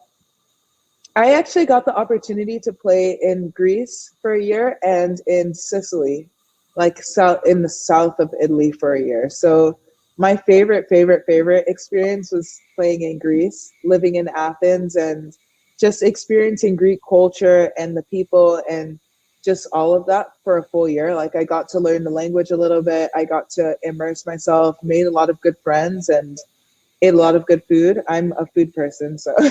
Gotcha. But we've just gotten to experience a lot of different parts of Europe, a lot of different parts of Russia, and a good amount of China. And it's just, for me, it's a really expansive experience, knowing that the world isn't as big as we think it is when we never really get the opportunity to leave home. Like even traveling within the US, it's a really expansive experience. Like there are so many different people from so many different places, and we're like all the same, even if we think we're very different. It's like we're all human, and it's a really grounding experience. It's really such a cool opportunity that we in sport get to like travel the world and meet all of these really cool people. But yeah, I'm really grateful for all of the opportunities that I've gotten to experience the world outside of my little world. Gotcha. And just one final question for you. What type of opportunities are there for you all when they're not the Olympic Games? Are there professional leagues in other parts of the world? Because I know a lot of people don't know about that in terms of when you go into this as a career professional athlete, obviously you want to get paid. That's why it's called being professional. Talk a little bit about that for me. For water polo right now, past college, there aren't a lot of opportunities within the U.S. I know that there are maybe 4 major clubs that contract players and enter into major tournaments in the U.S. But outside of that, there are European leagues, there's Asian leagues, no African league yet, but coming up, Asante. But yeah, we are contracted out to a team who expresses interest maybe for a particular position or a particular player, depending on what you've accomplished with the national team or college team. And then you negotiate a contract, how much you're going to get paid, what you want the experience to be like, all these different details. And yeah, there's a lot of different pathways to continue playing outside of the US after you're done. Not a lot of people are aware of it, but I think that the biggest opportunity is in the youth in our sport. Like just getting people in pools and playing water polo. Like you said, there's a lot of water polo right now growing in Chicago. You have over 35 teams. That's amazing. And that's just in the city. If I were to count the suburbs, and that's just in the city. It's huge because we have a state tournament for boys and girls. We're one of the few states that has an actual state championship for boys and girls. So it is getting really big here. Now, in terms of when you get done playing, are you going to do the modeling thing? I don't know what your degree is in Princeton, but a lot of dudes I know when they see you, they're like, well, she really does look like a model. It's a gorgeous sister. You know, I hope she does go into the modeling thing. Is there something like that in the works for you? I'm dabbling. I'm in and out. I really want to go into marketing when I'm done with this. I majored in psychology. So I kind of just go with the flow. So whatever opportunities come up, I pursue them. Like if they're right for me in that moment, I'm like, okay, model, marketing. Like I'm just there where I need to be and just constantly pursuing what's the best thing for me in the moment. But thank you. I'll take that compliment. Oh, it ain't just me. There's a whole bunch of dudes. Like, man, I got a lot of friends who are photographers. And they were like, cool. I'd love to shoot her angle. They were like, her angles and her skin tone just radiates. I'm like, well, I'll tell her. So, there may be opportunities. Me, Jason. I'm okay. I'm going to hook you up. I got you. I got you. Well, Ashleigh, thank you so much for joining me. And as a parting gift, there's a photo of me. Yes. I love it. Go refs. That's me out there getting ready to ref a match. I had one the other night. I got a couple more next week. So we got kind of like a hybrid schedule going on here in the Chicago area, but we are getting games in both the boys and the girls level. And, once again, just thank you so much for doing this. I really appreciate it. And go ahead and keep training hard. And we'll be watching you in Tokyo and pulling for you and come back after you get that second gold medal for us. All right. Thanks, Jason. And I appreciate you. Thank you for having me on. Thank you. That's Ashleigh Johnson, everybody. We're going to take a commercial break. And then we'll be back with more What's Up, Cuz, with me, Jason Palmer, and Lance Irvin. See you soon.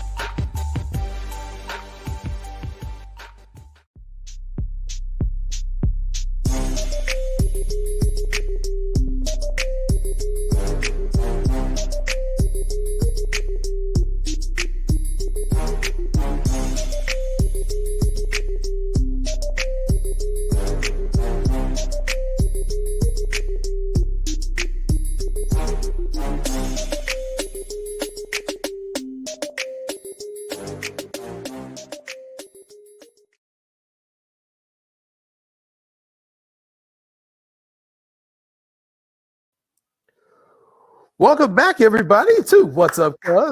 I'm your host, Jason Palmer, along with my crazy cousin, the coach himself, Lance C. Irvin. Oh, Jay, I tell you, boy, we have had some great interviews, bro. Let's keep this thing rolling. Let's keep it rolling. Want to keep this thing rolling? All right, we can do that. We can do that. Well, everybody, here on What's Up, Cuz, we talk about all sports, not just, the major ones. And so now we want to talk a little bit about the sport of bodybuilding.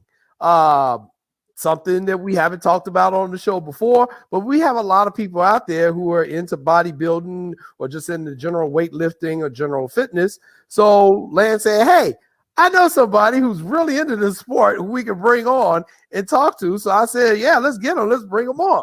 So, he's a native of Chicago right here, went to Prosser High School. After Prosser, he played basketball at DePaul University. Did he play with Q Richardson?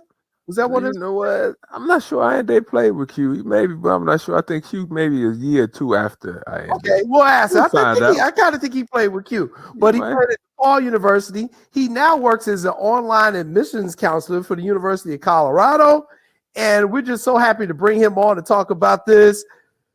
Tell them who we got, Lance. We have no other than Ayinde Avery, bodybuilder extraordinaire. Let's bring him out.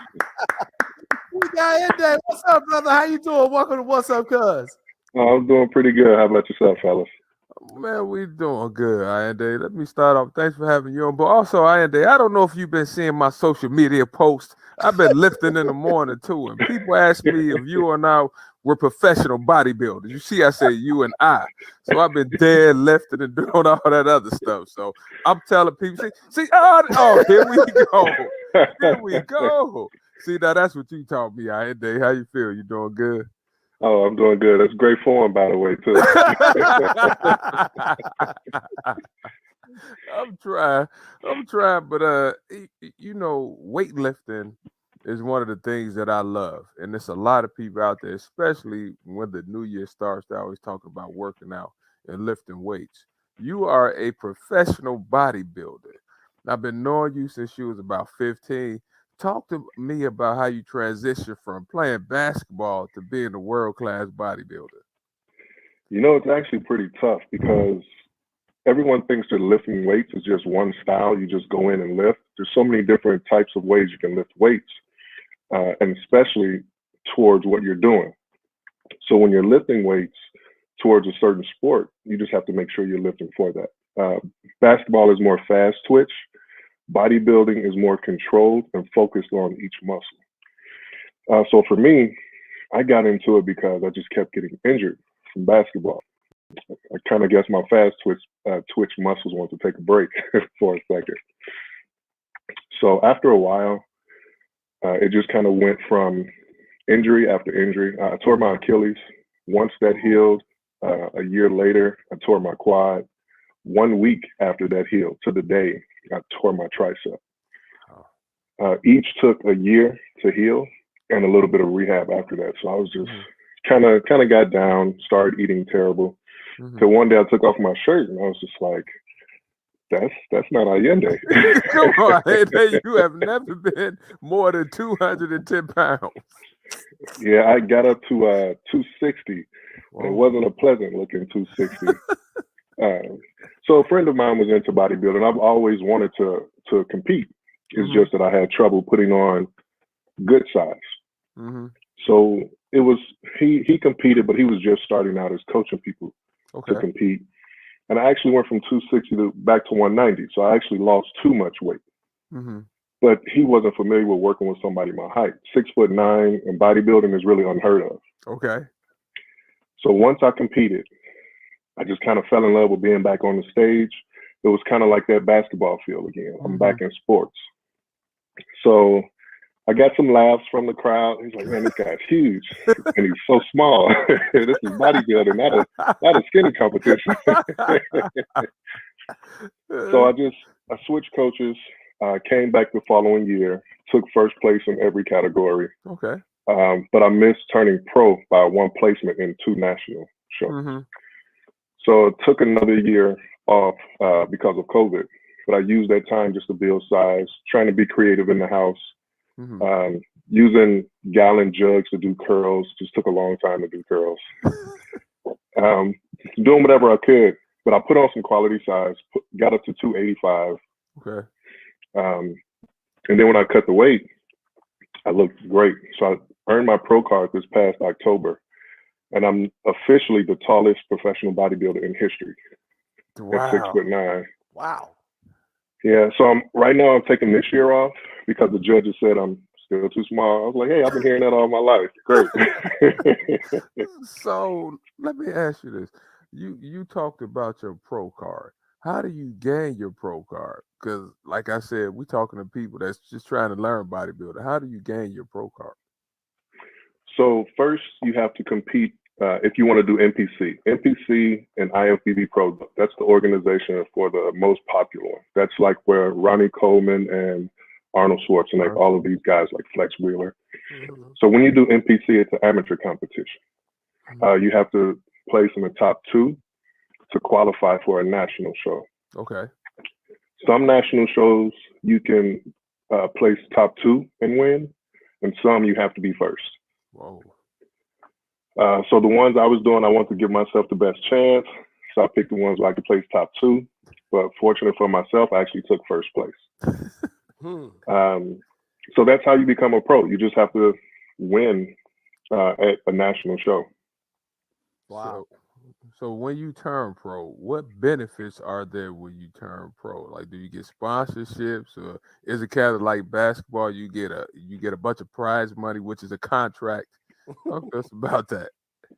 So actually, being a bodybuilder is a little different from basketball. It's more like boxing. You only get paid if you win. So your prize money is really based on where you place, like the top 5. And of course, the first place winner gets more money. So a common mistake is that a lot of people just want to compete back to back to back, but they're not giving themselves time to grow. So that's why I'm taking a year off, just so I can make all of those improvements, just so I can be bigger and more competitive.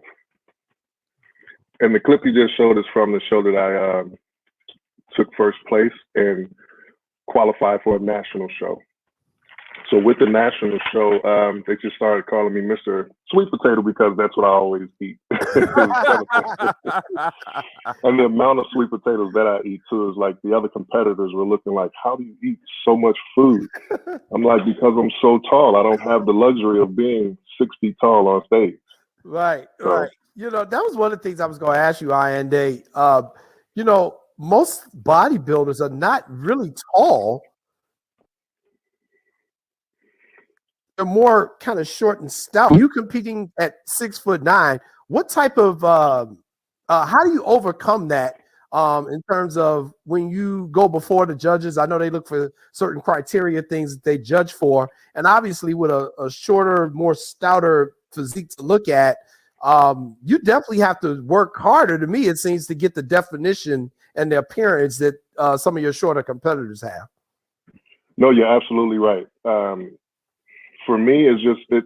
So with bodybuilding, it's a very patient sport. You can't rush anything.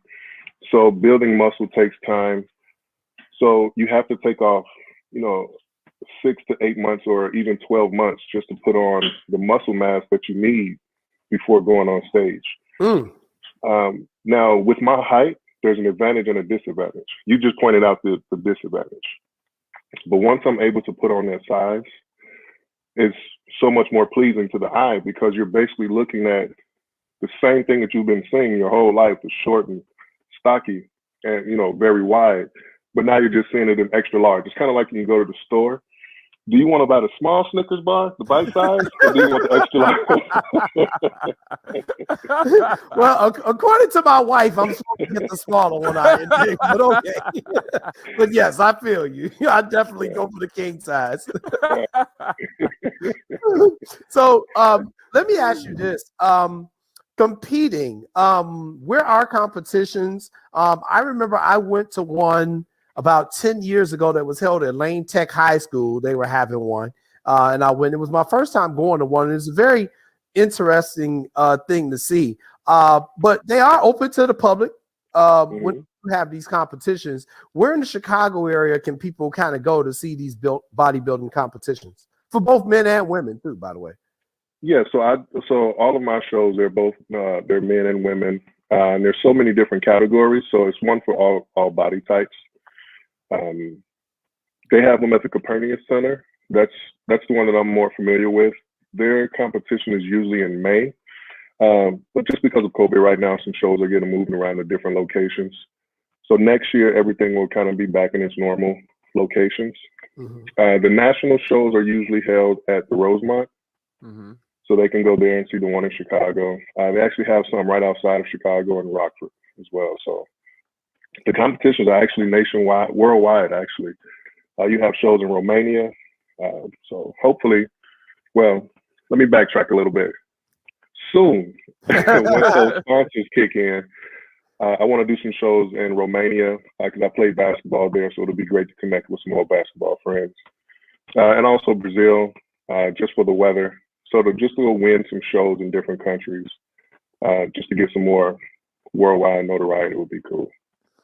Wow, let's talk about an average day of training, right?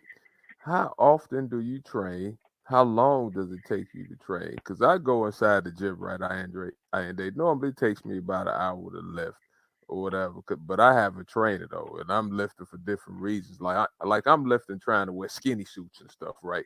Because all these young guys, you remember when I was coaching you, Ayinde, the suits was baggy.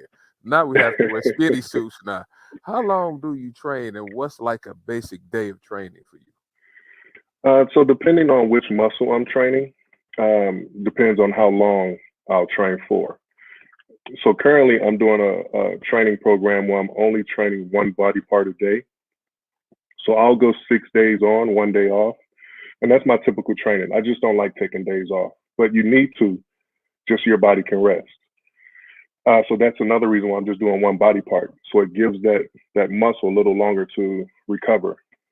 When I get closer to a competition, I'll change up my training.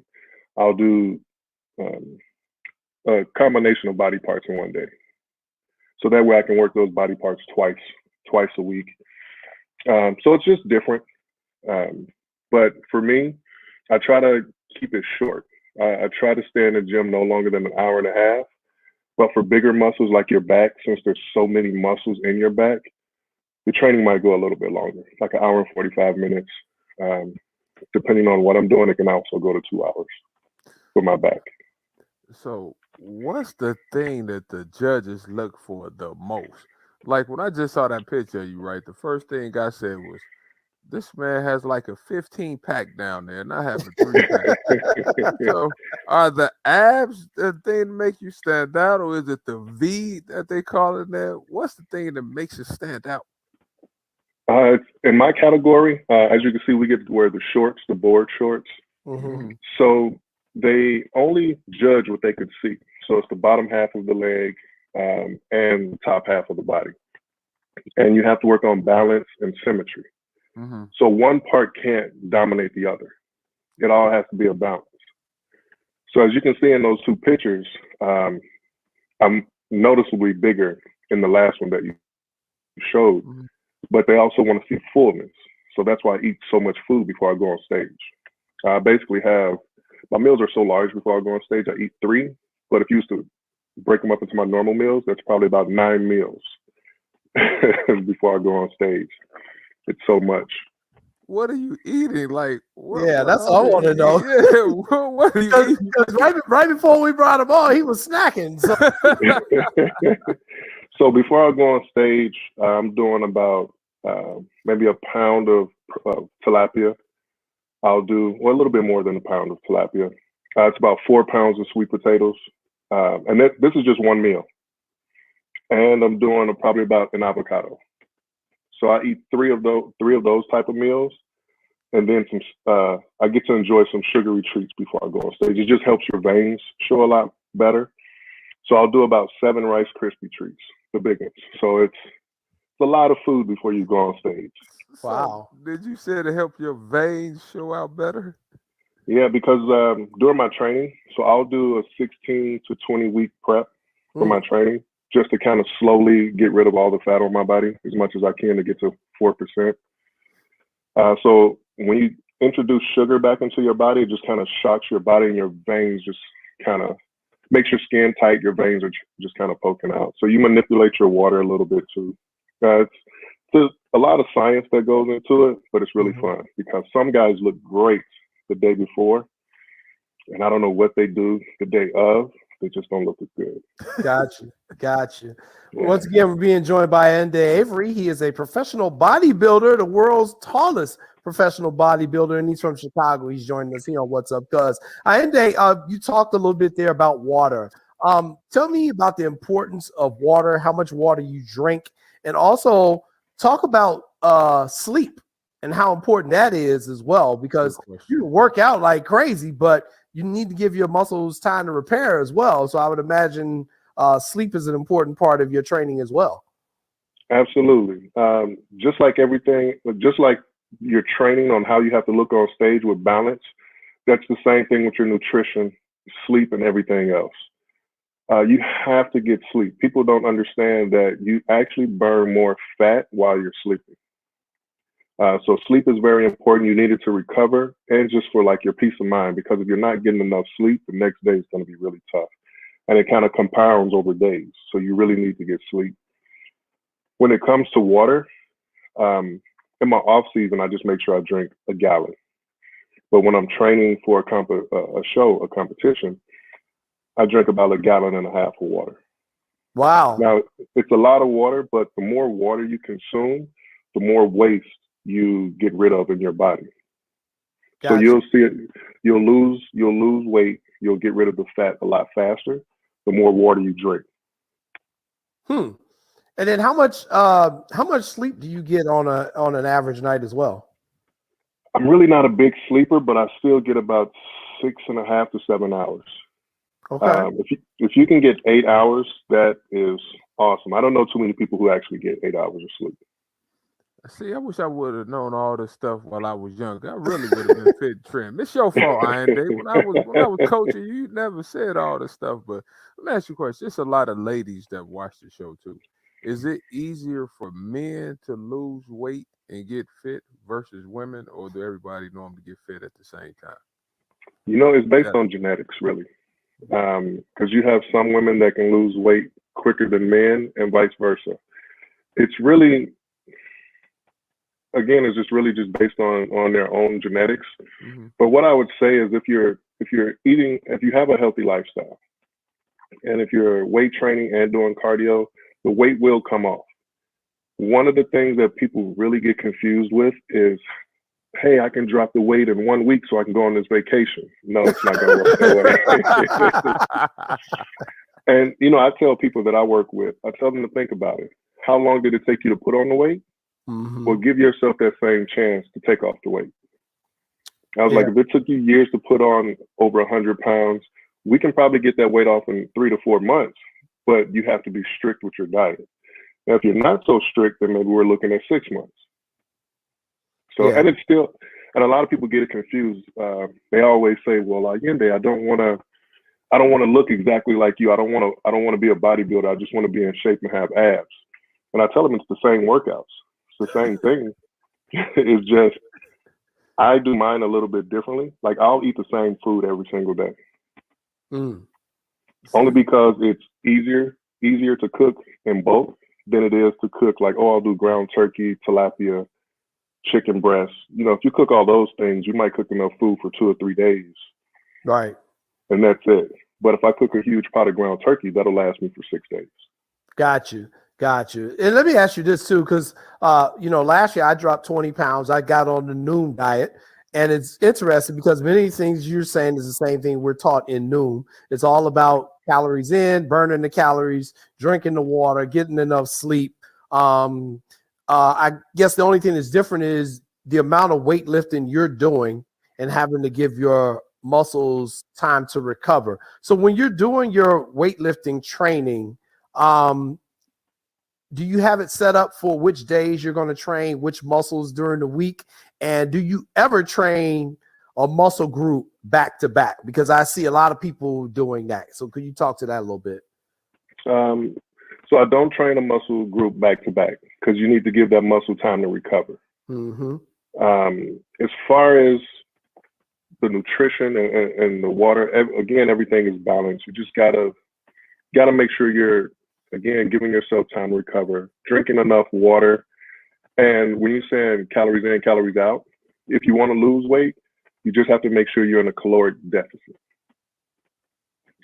which a lot of people make a mistake with as well. And when you're in a caloric deficit, you don't want to be too far in a deficit because you could drop so much weight at one time, you'll feel weak, you'll get headaches, and that'll just mess up your training. It could slow you down, and it could cause injuries because when you're in the gym and not feeling too well, sometimes you don't do what you're supposed to. So are you saying your meals need to be evenly balanced like you was talking about earlier? So you need to eat about the same, or you can't stop eating as much food as you were in a short time period? Yes. So throughout the day, you want smaller meals multiple times a day. So a good range is 6 meals a day. So they're all balanced instead of eating, some people say I'm gonna eat 2 large meals. So if you eat 2 large meals in one day, your body will go into survival mode and store all of the fat. And for men, we know that's in like our lower ab area and right around the waist. So if your body's going to store it there just to survive and you're trying to get rid of it, so you're basically just fighting against your body at that point. Got you. So let's talk about cardio, right? How much cardio do you do? Because I try to do like 30 minutes a day. 45 minutes on some days. How much cardio do you do, and what type of cardio do you do? Because I need to help my cousin Jason stay. You sure do. You sure. Well, for heart health in my off season, I do what's called LIST. It's low intensity, steady state. Just the opposite of HIIT, which is high intensity, steady state. So with LIST, I'm just walking on an incline in the morning on an empty stomach, which is fasted. And again, that's just for my heart. So I don't want to do too much cardio because I'm trying to bulk and build quality size. And when I say quality size, I'm still eating clean. And I know we've all heard of the term dirty bulking. That's basically eat whatever you want. It could be burgers, tacos, whatever it is. Just eat as much as you can and let the weight come on. That's not really a good way. It's bad for your heart. It's just all the way around bad for your health. So when I clean bulk, I know the weight that I'm putting on is really more muscle than fat. So when I go cut the weight, you'll see a lot more muscle versus if somebody dirty bulks, they have to keep cutting fat until they can see the muscle, and you'll probably see a 5-pound difference in a year. Wow. So if you clean bulk, you can actually see about a 10, 15, or maybe even more depending on height. For me, I make a large, I can put on a large amount of muscle just because I'm so tall versus somebody who's normal height in my competition that's about 5'9", who you won't see as much. You might see like a 5-pound gain. Wow. So, Ayinde, how many calories do you eat a day? Because you're 6'9", and that got me a lot of food. How many calories do you eat? It's a lot of food. And just so I can consume all of the food, my first meal is about 5:30 in the morning, so I can space them out every 3 hours. So I don't always count my calories. I count my macros. which is basically breaking down the amount of carbs, which I do about 110 each meal. And for fats, I do 11 grams, and protein, I do 50. So you could actually calculate it because fats, you multiply by 9. Protein and carbs, you multiply by 4. And it'll give you the amount of calories. Gotcha. So what type of carbs are you eating? So I love sweet potatoes. Sweet potatoes. That's just the Southern. That my family's from the South, so. So do you spice them up? I mean, season them up? Are you put like special seasoning on there, or can you put like a little bit of brown sugar on there? You just eat like cook them and eat them plain. No, the brown sugar is in my dreams. No, so when I cook my sweet potatoes, I bake them for quite a long time, so they're still pretty sweet. I bake them for about 2 hours at 400. So your fire alarm might go off, but don't worry. It's just the sweet potatoes cooking. But I'll still do rice. I actually do white rice. I don't really do brown rice. And I know some people, you might hear some people in their mythologies about brown versus white rice. I stick with white rice. I do sprouted grain bread. I'll also do just whole wheat bread. And those are really the only carbs that I eat. There's others I could eat, but those are the ones that I stick to. So are the leafy green vegetables good for you if you bodybuilding, like kale, spinach, some of those type things? Very important. They help clean the waste out of your body. You should get about 4 cups in a day. 4 cups? Yeah. Wow. I mean, it's not going to be a lot. Before you cook it, 4 cups. Okay. So if you think about it, you could do a bag of spinach or 2 bags a day. Because once you cook them down, it's not that much. Okay. And that'll be great. I actually kind of mix it up. I'll do a veggie powder. Just because I'm eating so much food. Like if I could just drink some of it, that'll be great. The veggie powder kicks in, but it handles all of my greens for the entire day. Gotcha. One last question here. Talking to you, there's you playing back at DePaul back in the day, going for a loose ball, looks like. You did play with Q Richardson. Do I have that part correct? Yes, I did. Yeah.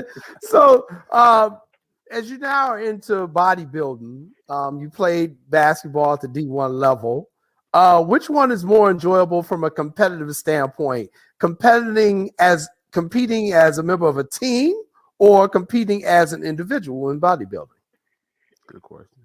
So that's a great question. It's different because when you're on a team, even if you get hurt, you could still support your teammates to do well. You could still be on the sidelines cheering for them. And if you win the championship, you still get that award. Right. In bodybuilding, it's really an individual sport. You're on stage and it's only you. So your own fault is your fault. If you mess up on your posing, if you didn't take the time to work out that entire time, or if you miss days, it shows on the stage. Just like if you don't work out in basketball, if you didn't show up for your individual workouts, it'll show on the court. The only difference is if I miss my jump shot on the court, my teammate can get the rebound and save me. Nobody can save you in bodybuilding if you didn't put in the work. And there is no timeout you can take. No. So if you're not feeling up to it, no timeout. You have to get it together before you walk on stage. And for my category, you only have 12 seconds to pose. So the work that I'm putting in for, let me see, my last competition was October. I took a few days, I took 2 weeks off. I'm going to compete again July of 2022. So all of this work I'm putting in only gets displayed for 12 seconds. Wow. Wow. 12 seconds. 12 seconds. Damn. I mean, you had 10 seconds to bring the ball up the court in basketball. You got 10 seconds to shoot a free throw. Right. Hey, then it takes you that long to put the baby oil on the breezing up with. Good Lord.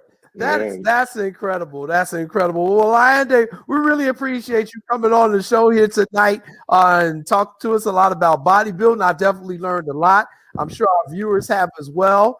And please let us know when you're back to competing out there on stage, Lance and I would love to come out and check you out and support and just get more people into the sport, because obviously this is a very healthy sport and helps promote a healthy lifestyle, and we're all about that here on What's Up Cuz. So once again, thank you so much for joining us today.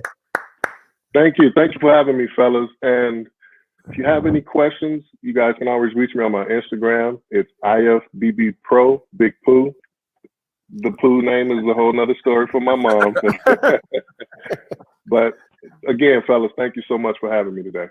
All right, thank you. Ayinde. That's Ayinde Avery, professional bodybuilder from Chicago. Thanks so much, man. Well, Lance, that brings us to the end of another episode of What's Up, Cuz? And we've had interesting guests today. We talked some water polo with Ashleigh Johnson, and now we just talked bodybuilding with Ayinde Avery. We got about 30 seconds left. Just what are your thoughts on today's show? AJ, we had some great guests learning from Ayinde. AJ is my girl. Y'all buy her swimsuits. Go buy the swimsuits. Well, we had a great show today, Jay. I learned a lot. I really did learn a lot today. Yeah, I did too. You know, I hope people learned a lot about two sports that are not really talked about in mainstream media and not really huge in our community, but, you know, they are growing. So, you know, we try to educate people here on What's Up, Cuz. So thank you, everybody, for tuning in. Reminder, no show next week. We're off next week with a live show, but we're going to have the best of What's Up, Cuz for next week. Oh, Lord. If you've missed a lot of our great interviews, we're going to have them up next week. So be ready for that. So be ready for that. And Lance and I will see you again live in 2 weeks. 2 weeks, we'll be back to our live shows. Next week, enjoy the best of What's Up, Cuz. What's up, cousin Lance Irvin? I'm Jason Palmer. Peace out. We'll see you live in 2 weeks.